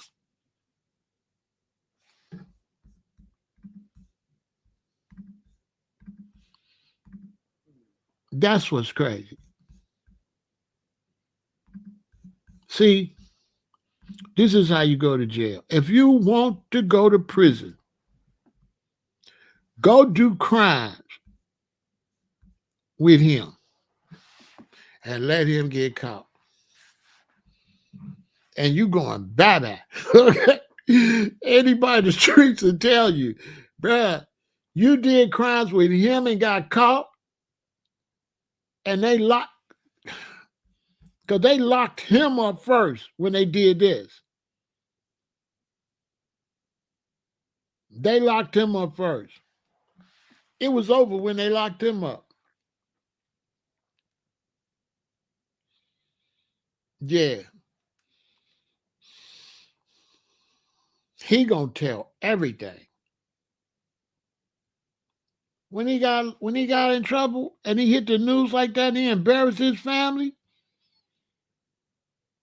and he's like a college basketball player, tall dude. I didn't know he was that big. What his mom and daddy said, Ty? What his mom and daddy said? You go in there and you tell him what you know. That's what his mama said. His mama told him, you go in there and you tell him what he know. I can't believe that Diddy got my baby out there. Do you know they gonna say Diddy got him doing it? You believe Diddy set? You believe Brandon set him up?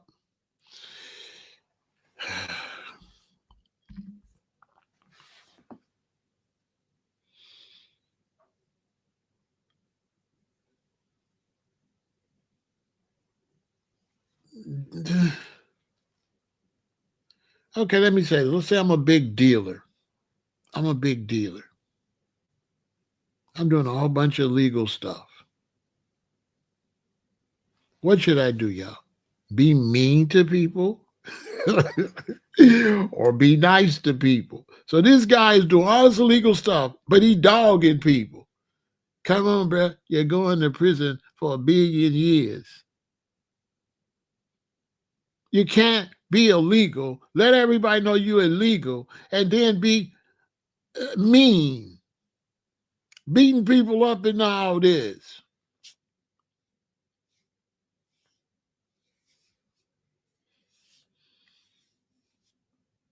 The man crazy. The man flew a girl in from Michigan, an underage girl from Michigan. His associate slept with her, said she got to sleep with him before he take her to Diddy. Diddy filled out every application available to go to jail. He applied to prison. Diddy filled out every application to go to prison. He tried hard. He got a scholarship and everything to go to prison. That man wanted to go to prison. That man worked hard. He deserved to go to prison hard as he worked to get in there. Don't deny him all his hard work. Who flies an underage 15-year-old girl from Michigan? Your man's told her she got to do all this stuff to meet you. You fly her to New York. Her mama takes you at her friend's house. Then what do? You take a picture with her on your lap, and then I don't know who posted it. Now, this looked like somebody's working very hard to go to prison. The girl is underage, and you done trafficked her from where she at. If she's the last witness, it's over. That man, listen, that man did all his homework, never missed no homework, did all his assignments. He did extra credits to go to prison. He applied. When they said you can apply to go to the University of Prison and they taking applications at 8 in the morning, that man was in line at 6 a.m. He was the first one. He couldn't wait to go to prison. This man, look, the girl on his lap, and he let somebody take a picture.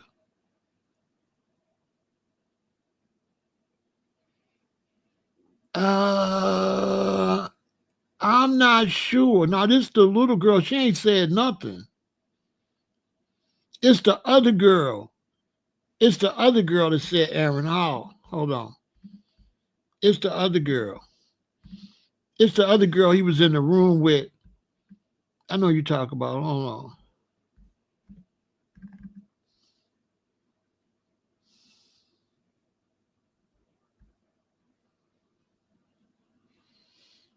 It was the other girl with Aaron Hall.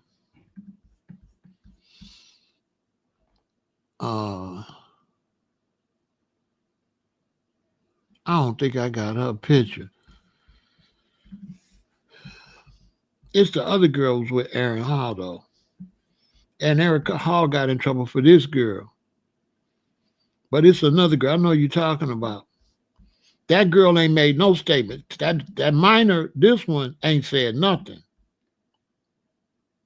She ain't said nothing that I know of. That's the one that he took from Michigan. I ain't heard no. I don't even think they said her name or nothing yet.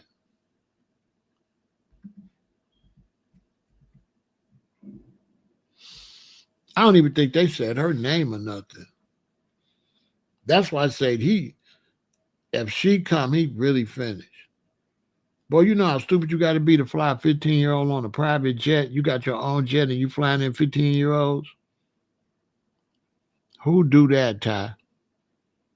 What man got all that money and you gonna go get a baby with all these fine grown women out here? You went and got that. She is not fine. The real G's, we don't like no little kids. They don't look that she do not look sexy. I cannot see myself talking to her sexy. She looked like I walk up to her and say, "Did you do your homework?" I'm trying to make sure she did her homework for school. Ain't no way. This don't look like nothing. I don't understand it. I don't understand how this look like. I never can understand how young girls look good. They don't. They don't look good. Come on, man. 15, 16 don't look like nothing. When you go to school and you go to high school, you might got a little girlfriend, but you don't really look like that. They don't even start to look like nothing until like senior year come. You're like, dang, she developing. And then you can see it coming, but it still ain't there, but you can see she don't look like she did as a freshman and a sophomore. Janet done growed up, you know what I'm saying? But, then you still young, but as a grown person,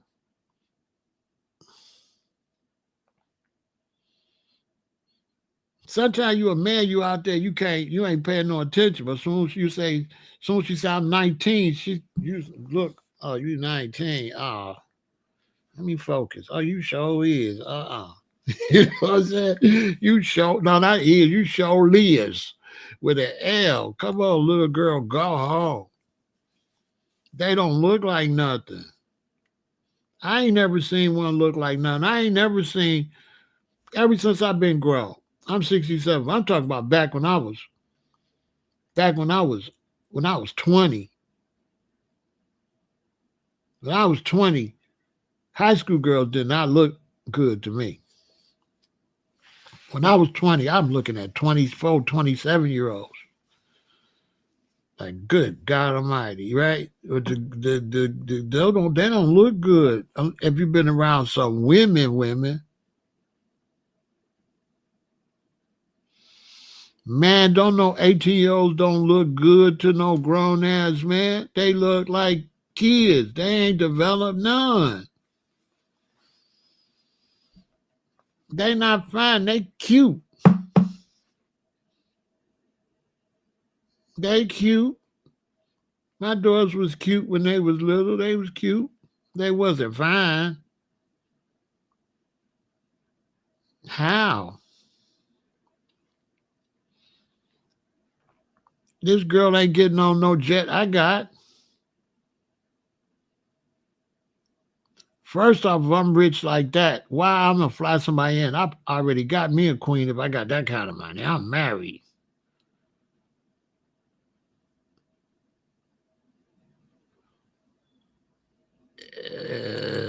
I'm confused.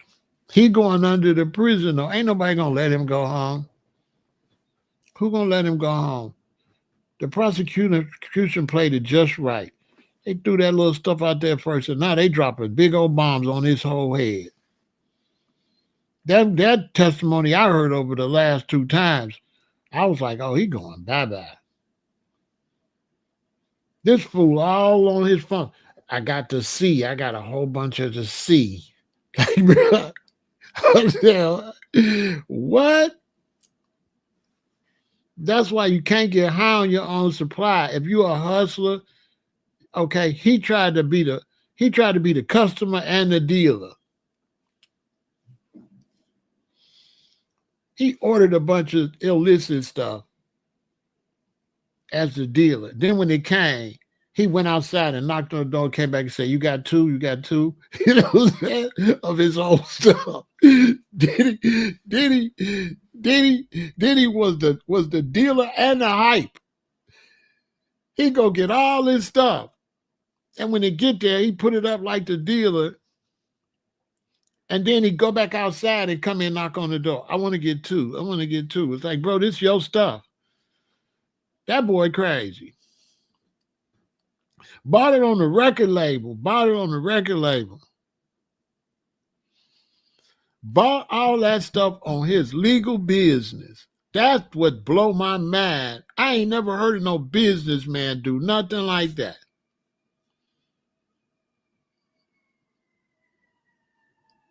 I ain't never heard of nothing like that.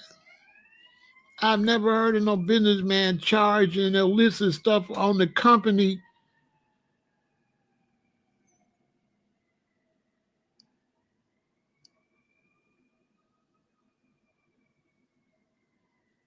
The parents, let me tell you something about the parents. This girl, no, her parents was good parents. Listen, let me show y'all something.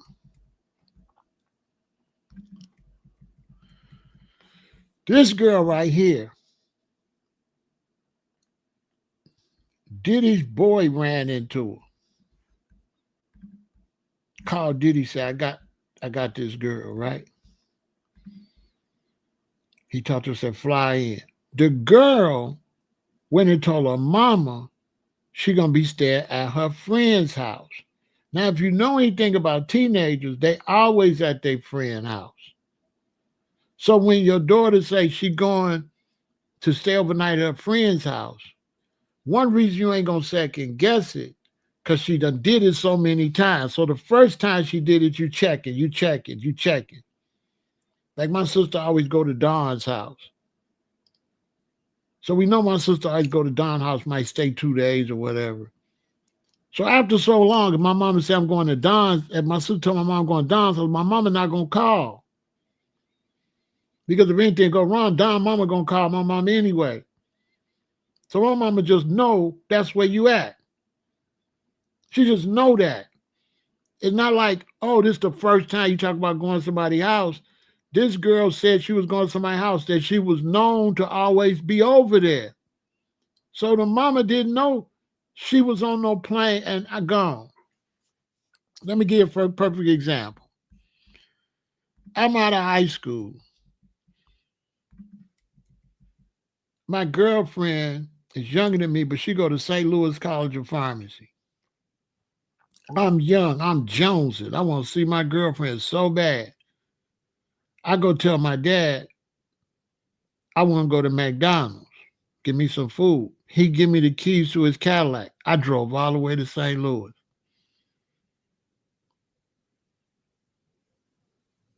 I pulled down the block, seen my play cousin that I've been knowing all life. I told him I'm finna go to St. Louis.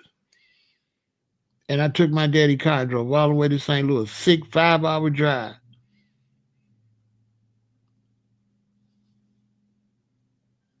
We ain't had no cell phones or nothing, so I was just gone. You know? Right? Then I called, told him I'm in St. Louis.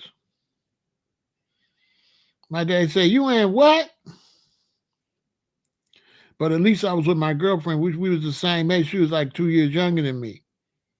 Now, my daddy, he was proud. That boy that drove all the way to St. Louis. You know, my daddy, he country, country boy. His son drove that Cadillac all the way to St. Louis. I bet he couldn't wait to get to work. Man, that boy ran off my car. You know what he done did? He done drove all the way to St. Louis. He did what? Yeah, he drove that thing over. You know what I'm saying? But that girl mama thinking she at her girlfriend's house. She have no idea. I can speak for being a parent and a son. Some of the stuff, most of the bad stuff I did, you would say I ain't had no good parents. I had excellent parents. I was bad. I wasn't bad like that kind of bad, but your mama, your mom and daddy can't really keep up with you. No matter how good a parent you got, once you get it in your mind to do something stupid, it's gonna happen. You're gonna make a way to do something stupid, no matter how great they are. By the time they find out, it's over. I'm gonna tell you, as a parent and as growing up, my parents couldn't be responsible for me like that. I had good parents, but once I go outside, they ain't got no microchip on me or nothing. I might be anywhere doing anything. And they say, well, ain't you gonna get in trouble? A kid would bet that. A kid would be like, fine, I'm gonna get in trouble, but I'm finna go do this. And I'll just take my consequences. Kids is crazy. Listen, you could be a great parent, but your child gonna take that chance when they get certain things on their mind. It's a wrap. Sometimes you get a child don't never do that. So you get lucky. She went by herself, and the man Harv told her that in order for him to take her to see Diddy, she got to sleep with him and do him first. That's what he told that girl. He told that girl because she was hyped to meet Diddy. And he told that girl, well, if you want to meet Diddy, you got to do me first.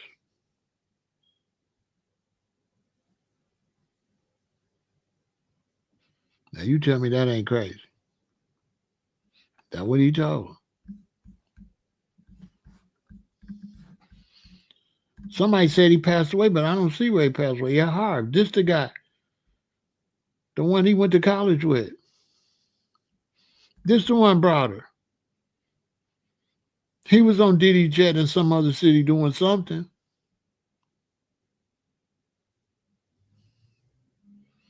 No, she went by herself with this man right here, took her to Diddy and did all kind of stuff.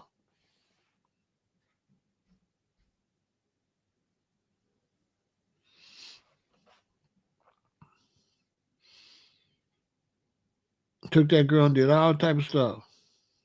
And took her to Diddy. And Diddy went and had a Kodak moment. He went and took a picture with her. So he been trying to go to prison all his life. He can't wait to get in there. Come on, bro. You crazy? Are you crazy? Just having a private jet and picking up a teenager, to me, I don't know what you call that. You hustling backwards. I swear to God, he was taking Polaroids, shooting a video, all that. Who does that? Nobody gonna get to that status and go get no kid. These people are crazy. You got to be crazy. And show you crazy if you got kids or you messing with kids. Show you something really wrong with you, because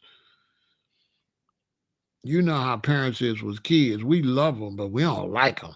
You know what I'm saying? We love them. We love them a lot. But they, kids get on your nerves.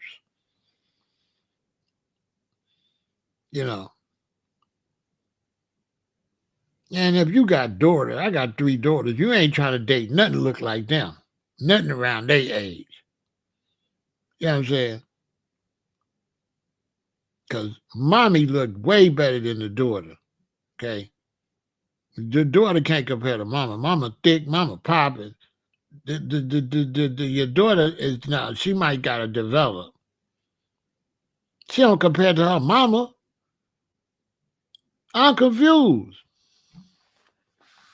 How my teenage daughter find it in her mama? She do not look attractive.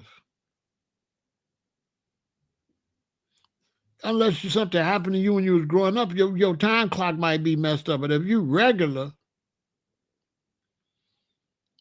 come on now. If we are single and we got a plane, we getting thick, grown women. We getting them grown. It's really popping. We not getting nobody in no training, bro. But I don't know. I don't know. That does not look exciting. I don't know. It's got. That's why I say it's got to be something wrong with you that happened to you in your life for them to even look good. You have to went through some type of traumatic experience for them to even look good. Because to a normal person, they don't look good to no normal people. They just don't.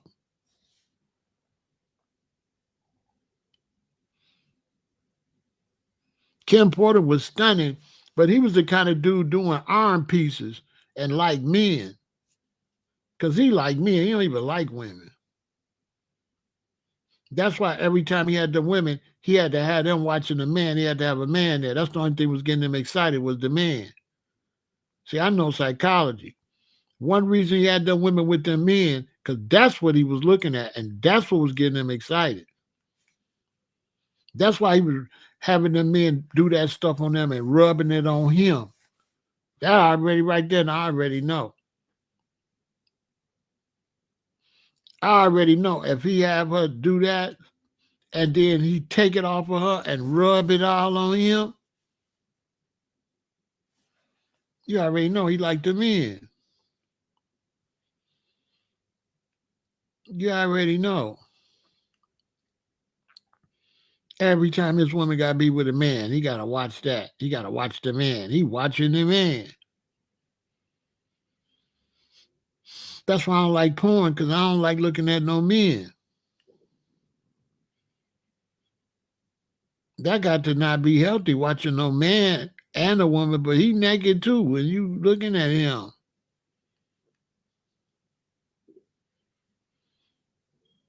Like, give me some porn with two women or something. What is dude? I don't want to see dude. What is this?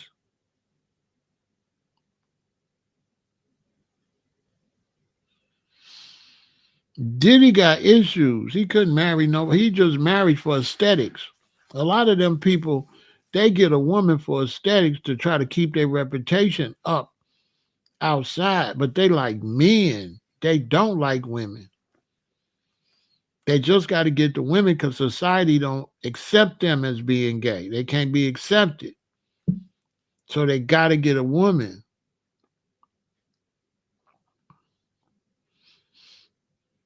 Look, I'm going to give y'all some game. When I was growing up, what gay men used to do was get real fine women. And they used the women to get the men to look at the women. So when he with the woman, the men looking at him. So this is a trick they used to use. In some cases, they would come to parties with two women. I'm young, I'm 18, 19. I don't know that the two women are gay. They lesbians. He got me thinking he a player with two ladies, but no, he gay and they gay. They not even doing nothing. But he getting all the attention from the men.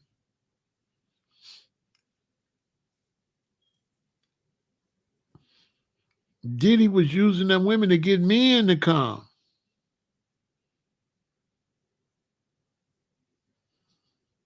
Y'all think when them men came and did all, y'all think he didn't get in contact with them men without them women knowing it? Oh, he was going around them men. He was getting in contact with them men. Remember the girl asked him, are you watching this man and this woman so you could get excited for me? That's what she asked him. Asked him, was he watching the man do that to a woman so he could get excited? Now just think about that. Why he got to watch a man doing something to a woman to get excited? Because the woman don't excite him. Every time he looked up, he was looking at men, men, men, men. He was hiring men. You got to be with 3 men. You got to be with men all weekend. He like, call one up.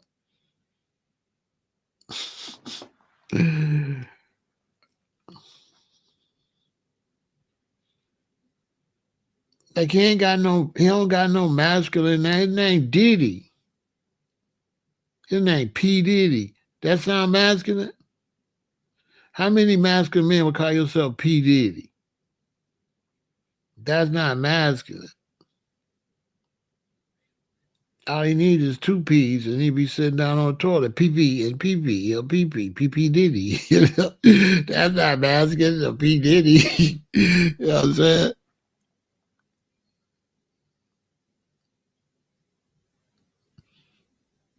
No, she not gonna get out that car and deal with that crazy stuff. That man crazy as heck. My question is, what y'all think he doing to Albie's truest son? Y'all can't see what's happening with Albie's truest son? Y'all can't see that? I see it.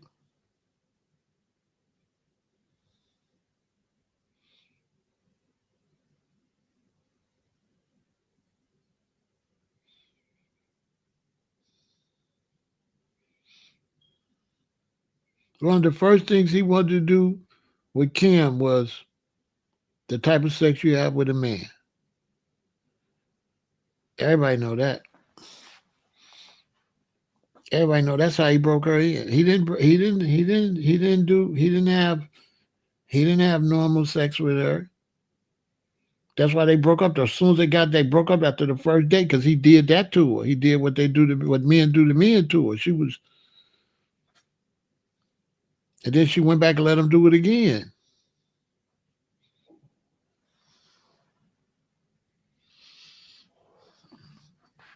For those that know, you know what I'm saying?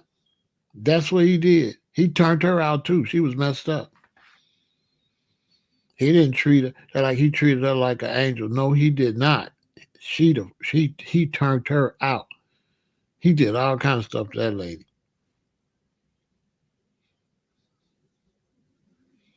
And then got rid of her.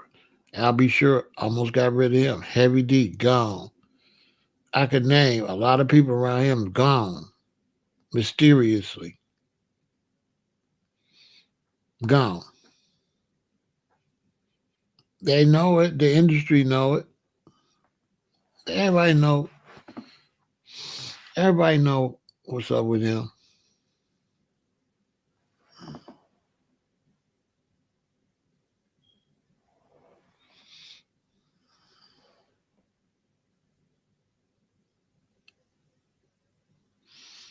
Karma is real. I guess so. They always say, applying person, they always say karma is real when it look like it happened. And then when some people don't ever get their karma, they don't say nothing. Because if karma was real, where's the karma for slavery? I don't see it.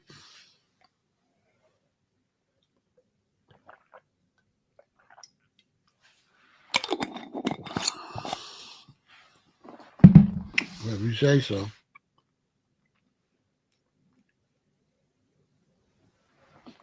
I'm saying if karma is real, I guess if you pick it and choosing.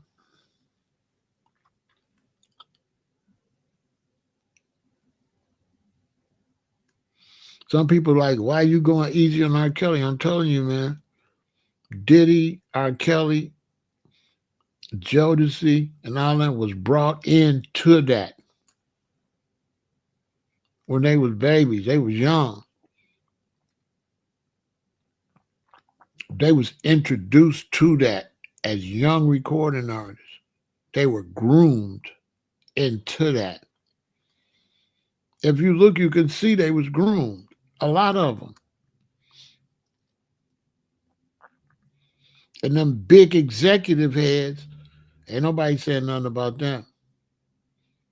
Look, one record exec, who he had signed, Aaliyah, Unalive. Whitney Houston, Unalive. Phyllis Hyman, Unalive. Matter of fact, Whitney Houston, Unalive. Why? He had a party at that same hotel on a different floor. Nobody say nothing about him. You go back and you look at Diddy.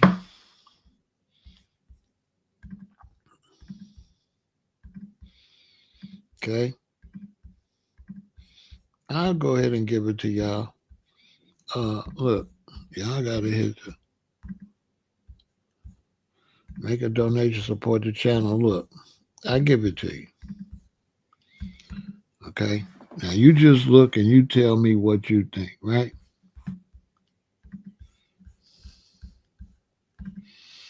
You just tell me.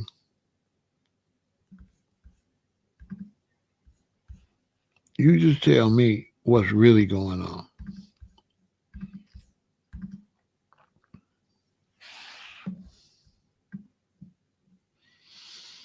And for people out there, if you know, you know. If you don't know, you know what I'm saying?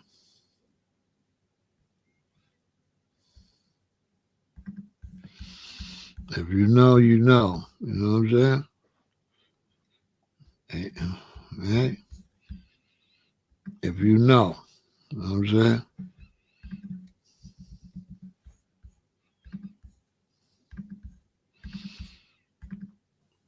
So people like, well, why you going soft? I'm not going that soft, but it's more to the story. That's all I'm saying. They all came in under that. All of them.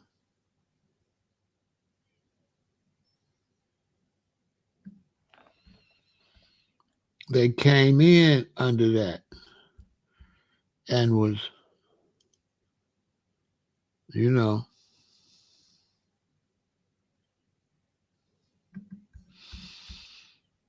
and was, I don't know the proper word, but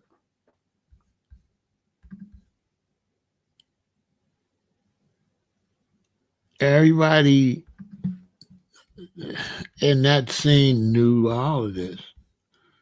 It's just black people just finding out. Everybody knew this stuff.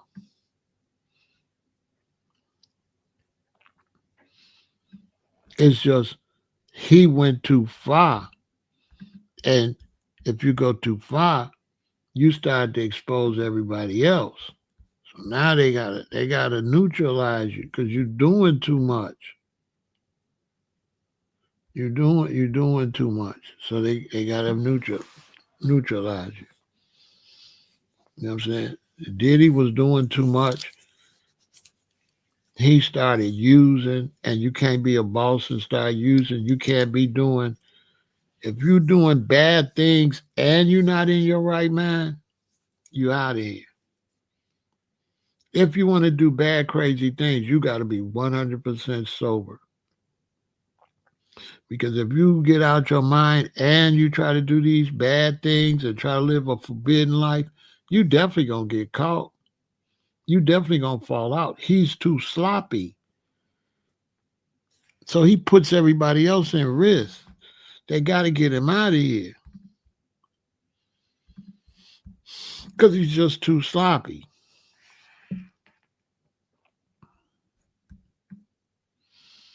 And he got out there and he just, he just got sloppy. He was very, very sloppy in public. Okay?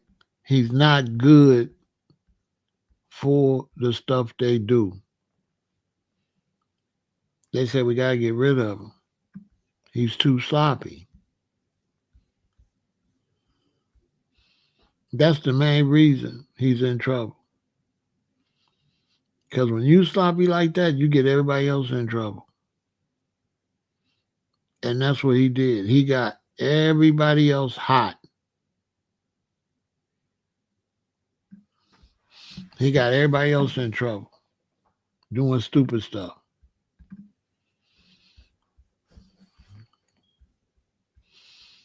That's the real truth on what was going on. He was just too much. And it's like, we can't, now that you're on them substances, you to bring the whole thing down. You bring everybody down. He gotta go. The best thing can happen to him is to be found guilty and go to jail.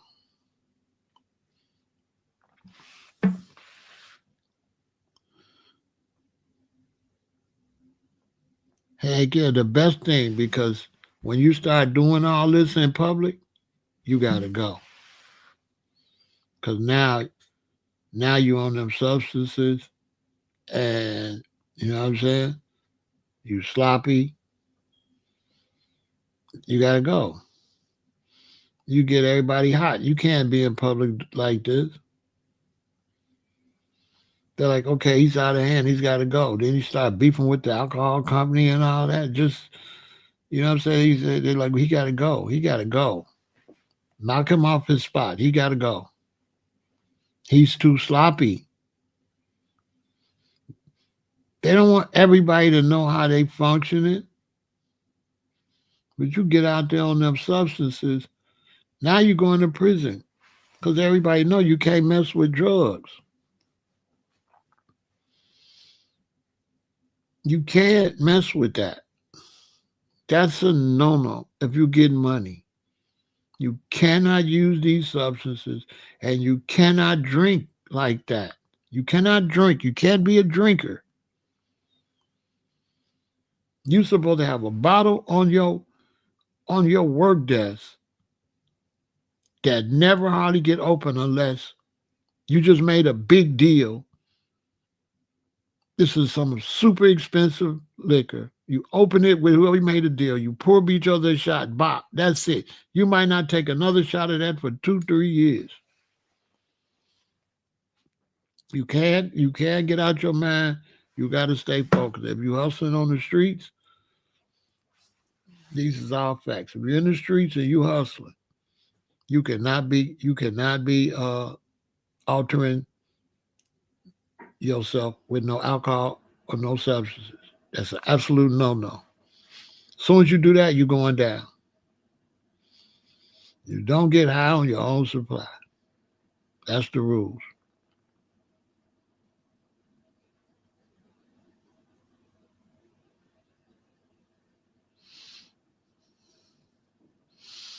He was just sloppy. He was gone. He was already gone. He wasn't no, he not a real good businessman. He could have been a good businessman, but he wasn't. He didn't listen. The alcohol company told him, we're not gonna be able to sell this in the white neighborhood. He thought they was being racist. They told him the truth. He thought that the liquor company could get people to buy his drink. I'm like, bro, the man told you the truth. They not buying your shit, bro. You dreaming if you think they're gonna buy your stuff. But what he was doing when it came to the liquor being in the white community, he was thinking like a black man. We'll buy people's stuff in our neighborhood. They will not. They cannot, man. If you a white dude or a chick and you get around a bunch of whites and you got some Ciroc or something Diddy made, they gonna say something. Offer them to pour a drink that a black drink from a black person. See what they tell you. They're gonna be like, absolutely not. I can't believe you're even drinking that from them people. You know what I'm saying? But they not drinking. They not like us. We drink everybody's stuff. They not doing that. That's where he made his mistake. Then he gonna go to war with them. He gonna go to war with them when they gave him game. They said they're not gonna drink that. As a matter of fact, not only will they not drink your stuff, they won't drink nothing that's set up like a different community. The Mexicans have a way. They liquor stores set up. Blacks got certain things we buy. We don't buy a bunch of wine and beer. That's Europeans buy all that wine and beer. They liquor stores are set up totally different, total different drinks they promote. They don't promote what we promote.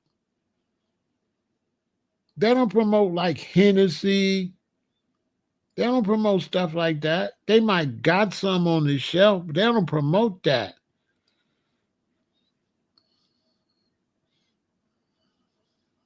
They like gin. They like vodka. They don't really do Hennessy and they don't do those type of drinks too much.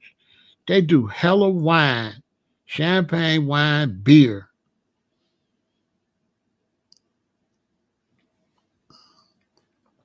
Other than that, they ain't drinking. They ain't drinking that.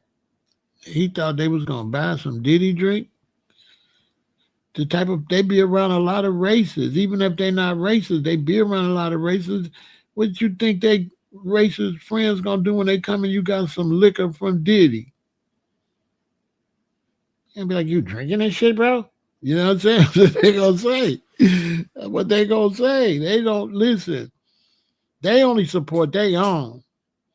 They'll only support somebody else if it's absolutely necessary. But other than that, Europeans, they only buy from their own. They not like us. We'll buy anybody's stuff. They ain't doing that. So when they told him we can't sell it in the white neighborhood, he should have listened.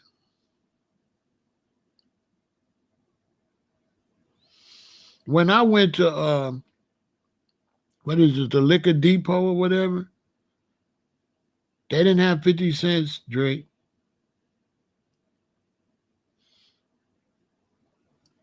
At all. They had Ace of Spades though. They had Ace of Spades. They didn't have 50 cent drink. They didn't have no black drinks like that. They had the Ace of Spades though. They had Jay-Z stuff.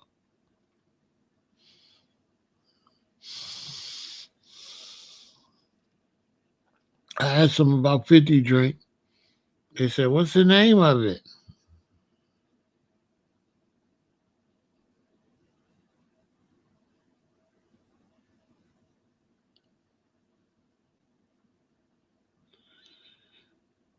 I went to Robert Court. What's Robert Court, baby girl? Oh, you went to R. Kelly Court? They didn't have no tape. They didn't have what tape? You talking about the last case he caught? No, they didn't have no tape.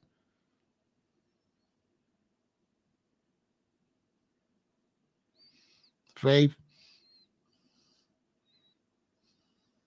And that first tape they put out because baby girl stole it out his bag at the studio, stole it.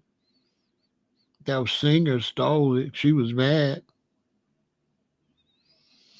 That's how the first one got out. That they said they couldn't really prove it was him. He beat that case, but that girl had stole that from him.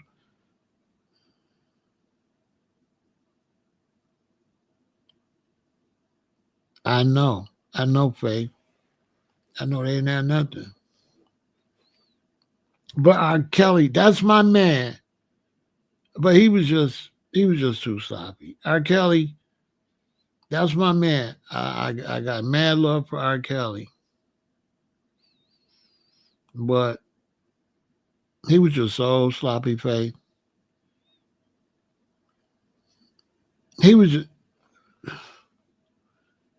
let me tell you something.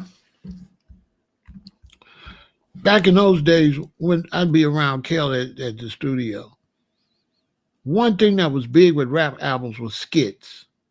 You got to have something to break the music up. So people used to do skits. So we finna do a skit. So I had like four young ladies come. They was all in their 20s, like mid-20s or something. And one of them, though, everywhere she went, she brought her little cousin.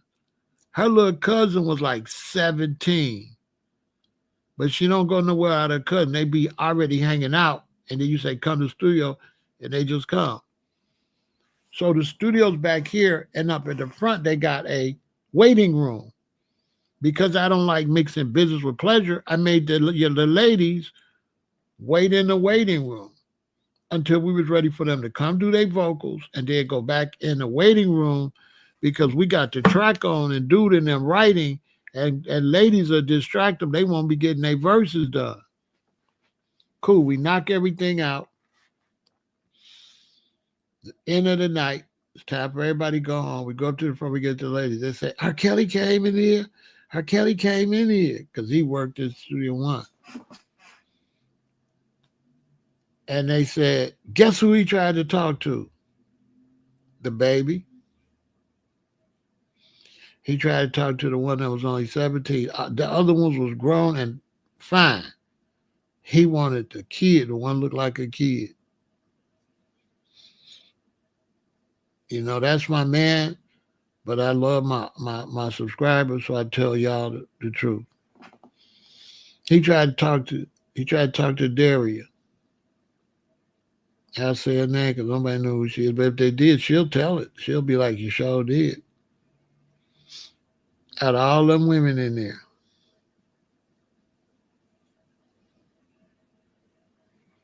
He picked the youngest one. I said, damn.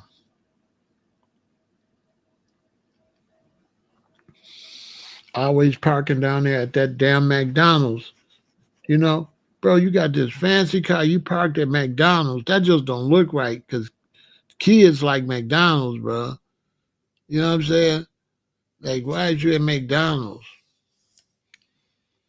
And then we had a school like Big Homie CC. You know, R. Kelly used to go up there and pick the high school girls up at the college. Big Homie told it all. Yeah, but he was just, here go the thing, that's true. But we kept telling them.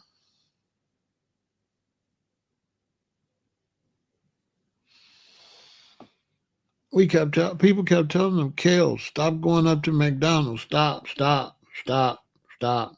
He wouldn't listen. Because everybody used to do it. I just seen the girl say Fat Joe in them in New York used to come pick up high school girls. It's on YouTube. They all them rappers, that's what they used to do. You go back and look at all them old rap videos with LL Cool J. I pull up to the school. He was at the school. You know what I'm saying?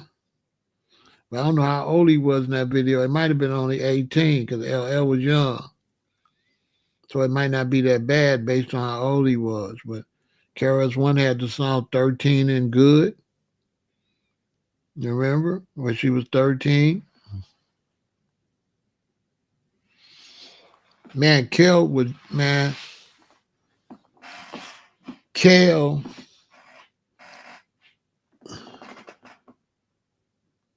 Yeah, I seen Biggie. Yeah, Biggie too. Biggie too. Biggie too. If Biggie was here, he'd be going to jail too. Yeah, he'd be going to jail too.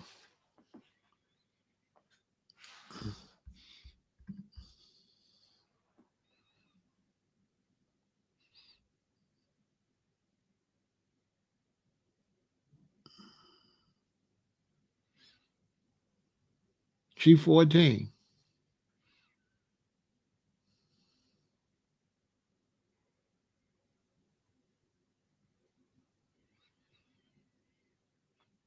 He said he was completely respectful. Danielle says, a big, just hanging out and keeping it cool. She recalls hearing her brother say, Big, she's 14.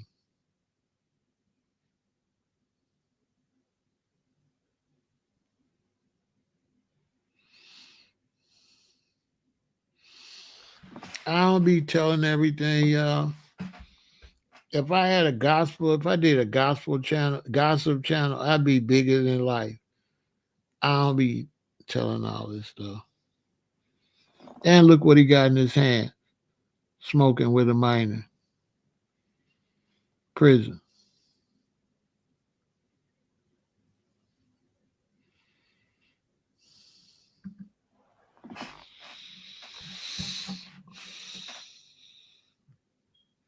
What can I tell you?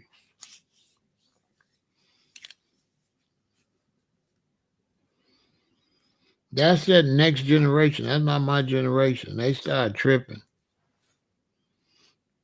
Faith, they started tripping. They just, I don't know what they was doing. I don't know.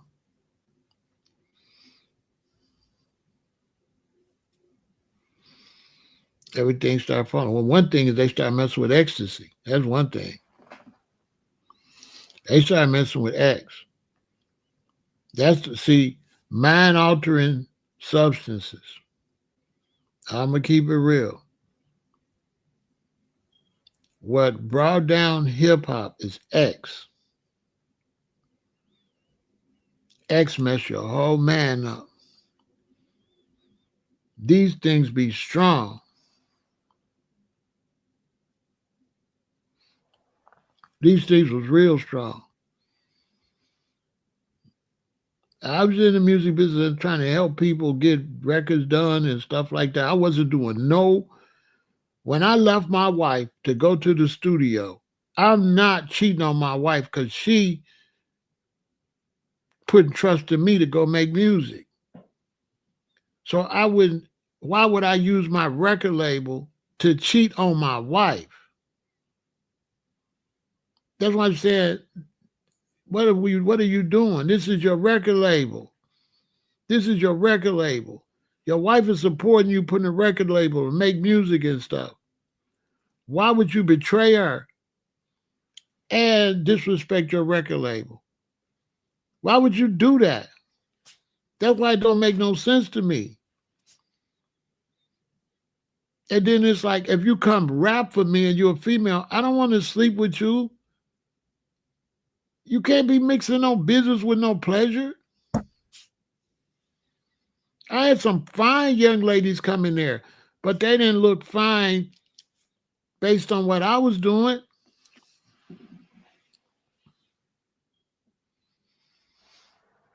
One thing about Clive Davis, Jimmy Iovine, and Leo, they not gonna get sloppy like the black ones. They not gonna get sloppy. They gonna keep business a certain kind of way. They not gonna take no pictures like the black ones be. It's not gonna be no evidence. They not doing evidence.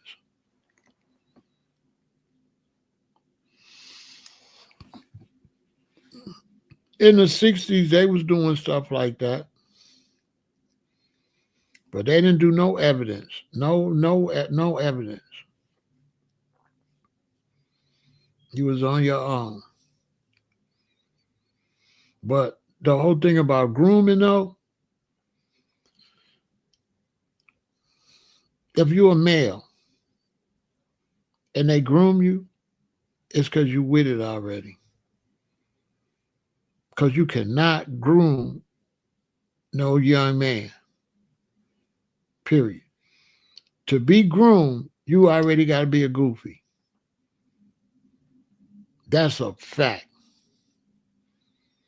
You couldn't no groom us. Groom who? Ain't no way they could have groomed me. And my friends, we groom. So they say they groom them, but these dudes is already soft like that. You can't, back in the, people born in the 58, 60s, groom? Right, how? Groom what? So these younger dudes like that, they, you know what I'm saying? I don't believe all of it is grooming. I believe you're kind of open to be groomed because they pick their victims.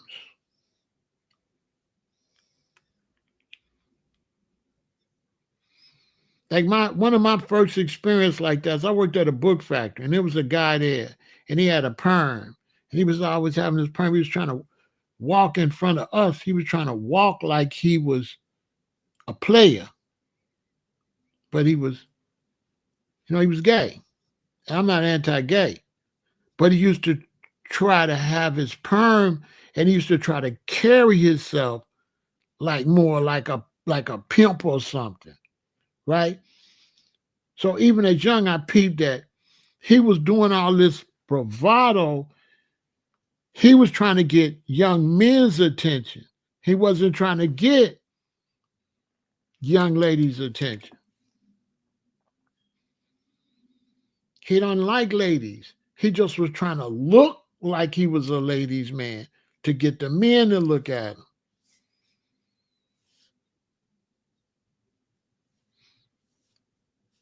Straight up.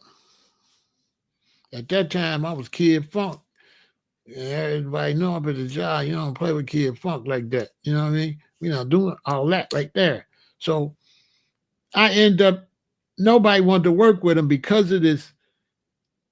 He was like trying to be an alpha male, but he wasn't. It was weird. And what we used to do, we used to cut the book. So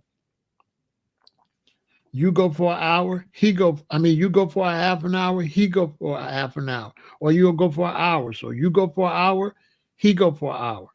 You go for an hour, he go for an hour. And you just hold the machine down by yourself. It's supposed to take two people, but if you can hold it by yourself, you don't have to work as hard. You only work 4 hours a night. Well, when it got down to the last hour and a half,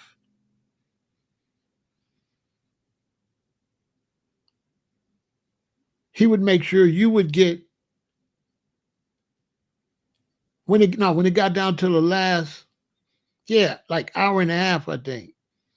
He would make sure you would get that hour before that. And then when that last hour and a half come, instead of him split that, he'll just go for the whole hour and a half. He did everybody like that and cheat you out he's supposed to split that last break.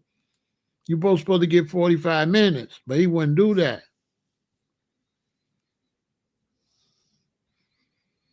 So when it got down to the last time for me to go, and then I'm going to come back, we're supposed to split to 45, I know he wasn't going to do it. So I went and told the boss, listen, he trying to cheat me on my break. I'm finna be going an hour and 45 minutes. And I'm going to come back and leave him his 45. All right, Kid Funk, thanks for helping me with these people at this job. That's why nobody wants to work with them. I said, I got you. So I went for an hour and 45 minutes and came back and he had 45 minutes. So we all was gone. So when I came back, because he got the perm and stuff, he tried to play I guess he tried to be like a gangster. I don't know. He was older than me, but,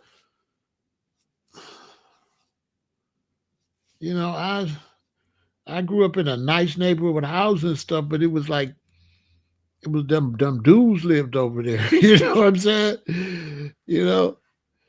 I grew up shooting dice and stuff like that with the just because you live in a nice neighborhood, like, no, that ain't really what a lot of people think. Anyway, he tried to not be feminine. And I let him know. Well, let's just talk about it outside. We don't even do this in here. We're gonna be right out there in the front in a minute. So when we came out, I was in the front. He kept on walking. Okay, I thought so. My point is, he couldn't groom me. So one thing, he didn't like me already because I wasn't interested in nothing what he was on. If I would have been impressed with him, and he could have tried to be, because to me, he wasn't even fly. He was a cornball. I was already wearing tailor-made suits. So he was trying to use that like he a ladies' man on me. It didn't work. I had another guy at that same factory tried to groom. He thought he could groom me. I'm like 18. I'm straight out of high school, and he probably like 21. So we working, loading the paper in at the book factory. He just talking to me, just talking to me, just talking to me. Oh, he talking. He my friend. He just keep talking and talking and talking. I'm not straight out of high school, so I don't know none of this stuff. So every time he talking to me, just so friendly, talking to me, yeah, all the time. So my auntie was one who took me to work. She seen him talking to me all the time. So when I got off work one day and get in the car, she said, "I see you and Greg is cool." I'm like, "Yeah, he cool." She said, "You know Greg gay." What?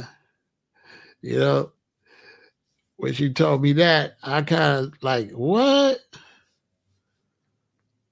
Oh, okay.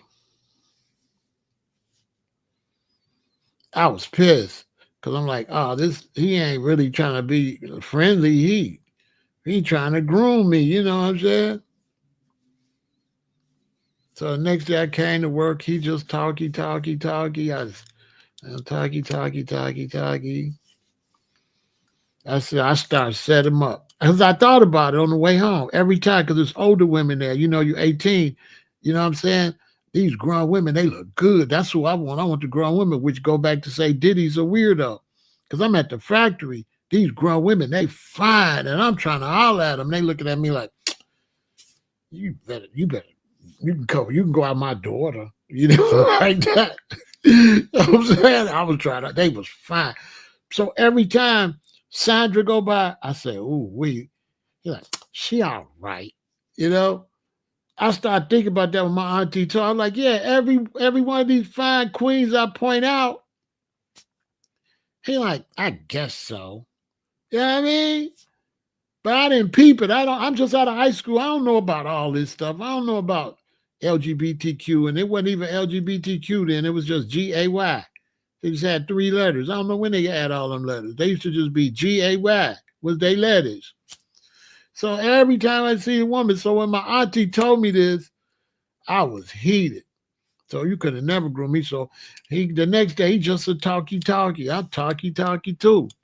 So I set him up. I said, I don't like this. He's like, no, I don't like it either. I said, I don't like that. He said, I don't like that either. I said, I don't like this. He said, I don't like this. I said, but I'll tell you one thing I really don't like. I can't stand though. You know what I'm saying? I can't say it on YouTube. I set him up good. I got him.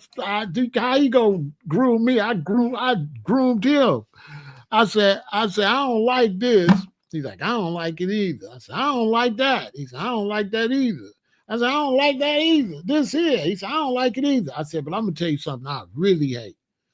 I'm gonna tell you something I really can't stand. Uh, wop wop wop wop wop. That man never talked to me. I act like I didn't know he was. I didn't let him know I knew it was him. I act like I didn't even know he was that. I'm talking to him like he gonna say, yeah, me neither. But he didn't say nothing. Well, I was cracking up inside. I was on the outside, on the outside, I was normal, but on the inside, I was rolling. Boy, stop playing with me. No Diddy. Bruh, no Diddy. Bruh, stop playing with me. Stop playing. I'm GDB Vice Lord. That's dude say, stop playing with me, fool. Is you kidding?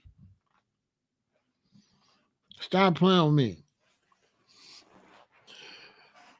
All right, boy, groom who?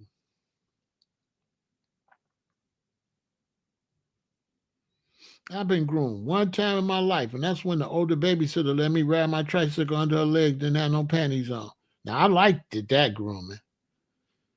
I liked it that as a little boy. I should have shut my mouth. I told my mother. I didn't know it was nothing bad. Messed my good thing up. I kept looking like this is interesting under here. I was like, this is so interesting. She didn't have nothing on, and she let me ride my tricycle around under her leg. Every time I get under there, I would look, and I'll be like, wow. But I didn't know what I was looking at. But I know it was something good, but I didn't know what it was. Now that's how you groom somebody. But as far as a dude trying to groom me, for a dude to groom you, you got to be soft anyway. But this is basically they use alcohol and they use substances. That's why you just don't drink with anybody. You just don't let nobody give you stuff and get you out of your right frame of mind and do stuff to you.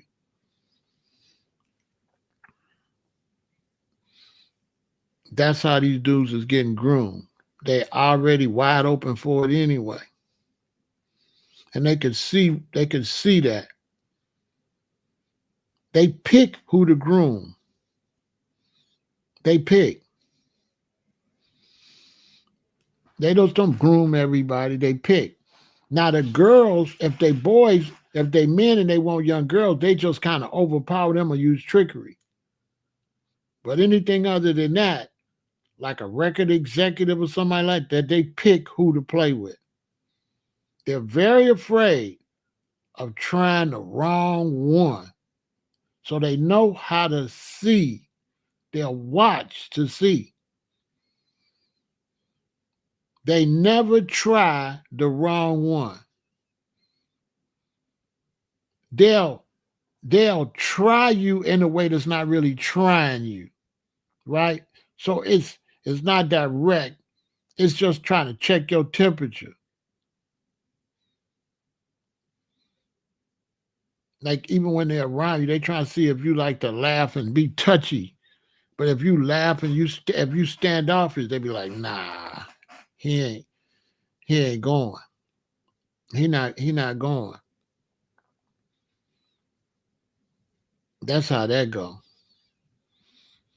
Everybody that go for that is open for it. That's why them ladies' cases was weak because they wanted money and stuff like that. So they was willing to do whatever Diddy wanted to do to them for $1. If they would have just, if this would have been based on the females, he would have walked. Especially that last one that's with the rap that's got the son by the rapper. She she didn't have no case. Like only reason she mad because she wasn't able to be the number one. I'm like, what?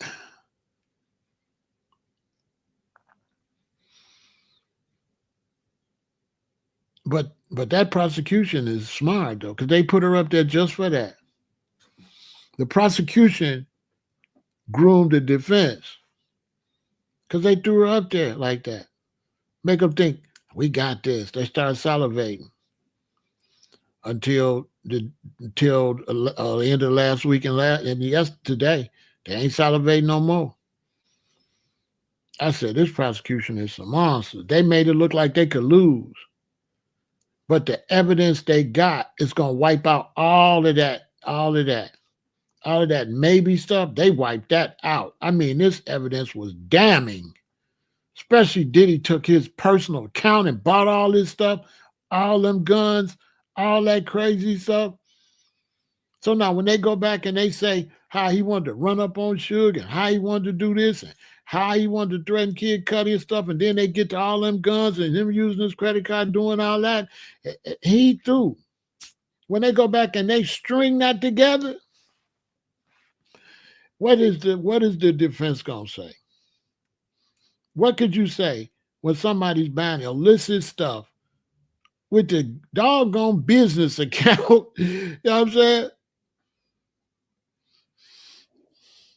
See, what Diddy don't understand is his defense team grooming them too. They getting the paycheck. They gonna get a paycheck and keep it moving. Because he was just too sloppy to win this case. He just was just too. I couldn't believe that. When I found out how he was buying that stuff, oh, they got you for racketeering for sure. They got you for racketeering, okay, for sure. That's why you when you a record label dude or something, don't be trying to do no street stuff. Because anybody from the street tell you if you got illicit substances and you got a gun with the serial number scraped off, you going bye bye. Everybody know you can't have illicit substances and money and illegal gun. You cannot ever have those three. You can't even have two of those together. It's over for you with the feds. It's over. It's over.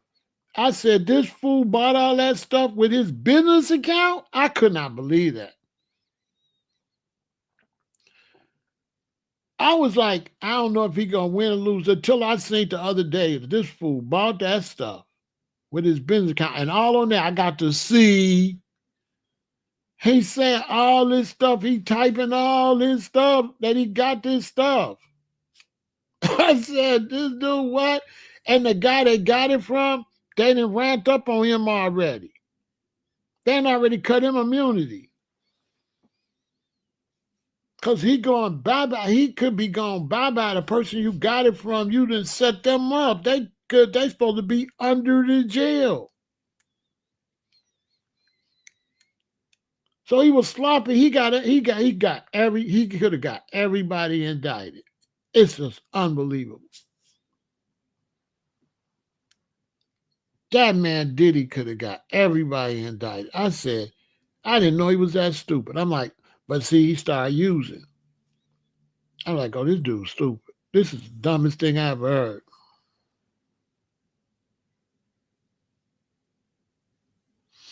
That is one of the dumbest.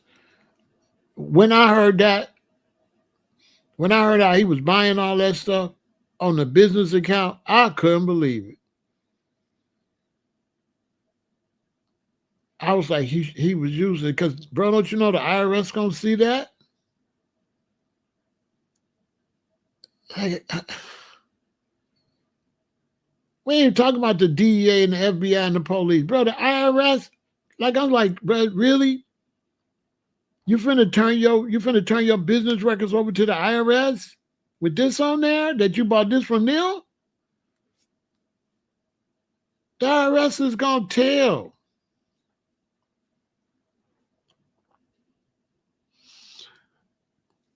Ty, I don't know. I ain't never seen nothing like that before in my life. That boy had lost his mind. He had lost his mind. He had to lose his mind. Who the hell do that?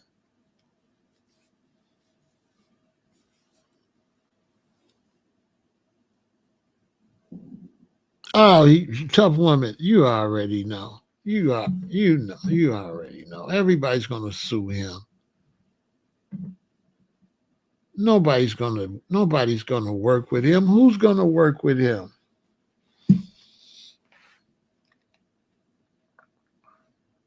Nobody's gonna work with him.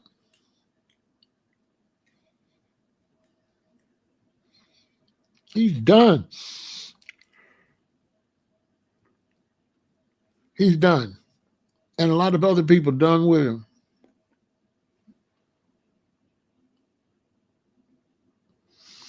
Yeah, that's why you I know why you quoted the King Kong thing. It's just I never seen nobody make those type of mistakes in that position. Be go that high up in the music industry in entertainment and do that. It's like really mind boggling. It's like he was already stupid and then he was using and it just made him more stupid.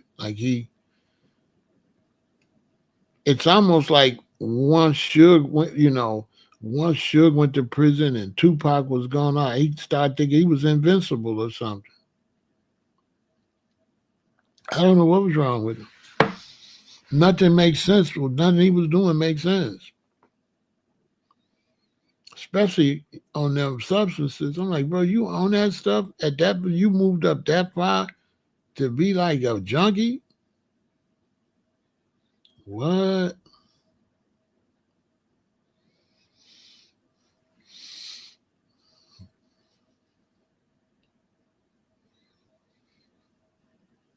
if he was married, I don't know if he married, but if he was married, she'll take everything he got right now.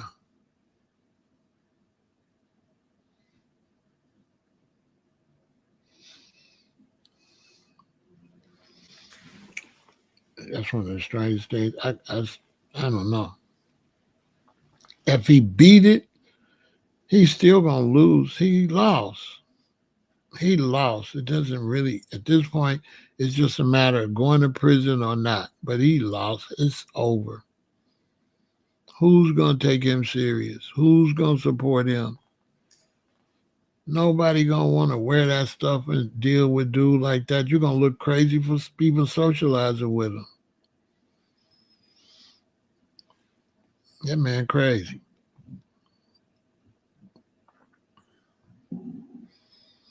Crazy as hell. So that's all for that.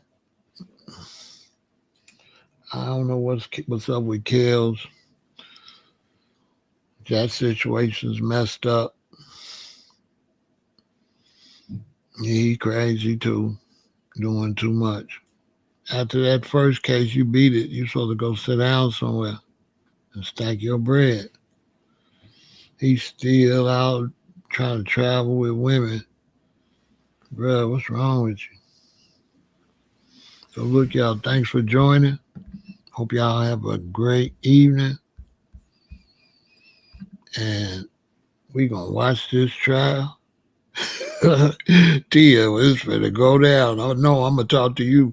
I know I'm gonna talk to you when I go back live. So y'all stay positive.